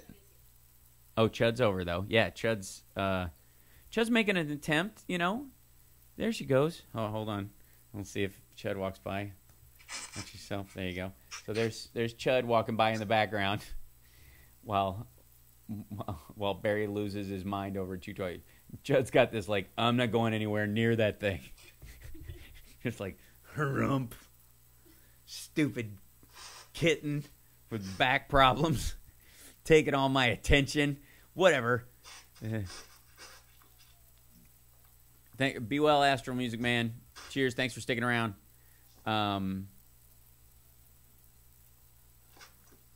they could have been feral before they were rescued. Yeah, I don't know. I don't think they were. I think they were just part. Yeah, they may have been just like a litter from an animal that they found that was already pregnant. Vegas is overwhelmed with. Mm-hmm. Yeah, but he's totally adorable. It's brutal. But anyways, so it was fun. Thanks for having a post show, guys. I'm gonna sign off now and get on with things. But I just after that statement, oh, they're coming to get me again. After that statement, I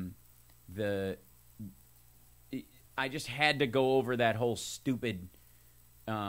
His second statement was better nonsense because it wasn't, and I think we broke that down fairly fully today. So, anyways, you guys take care of yourselves, take care of somebody else. I'll see you next time. This was a really good one. Don't forget to spread this around.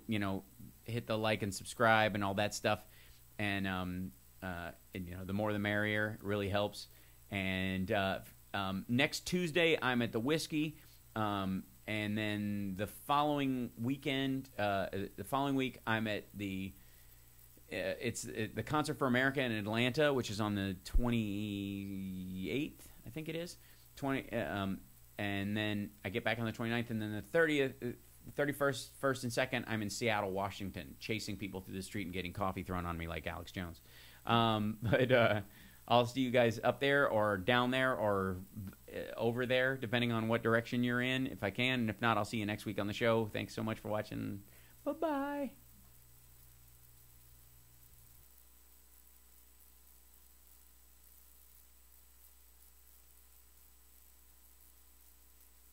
Don't look now, but there's one man too many in this room, and I think it's you.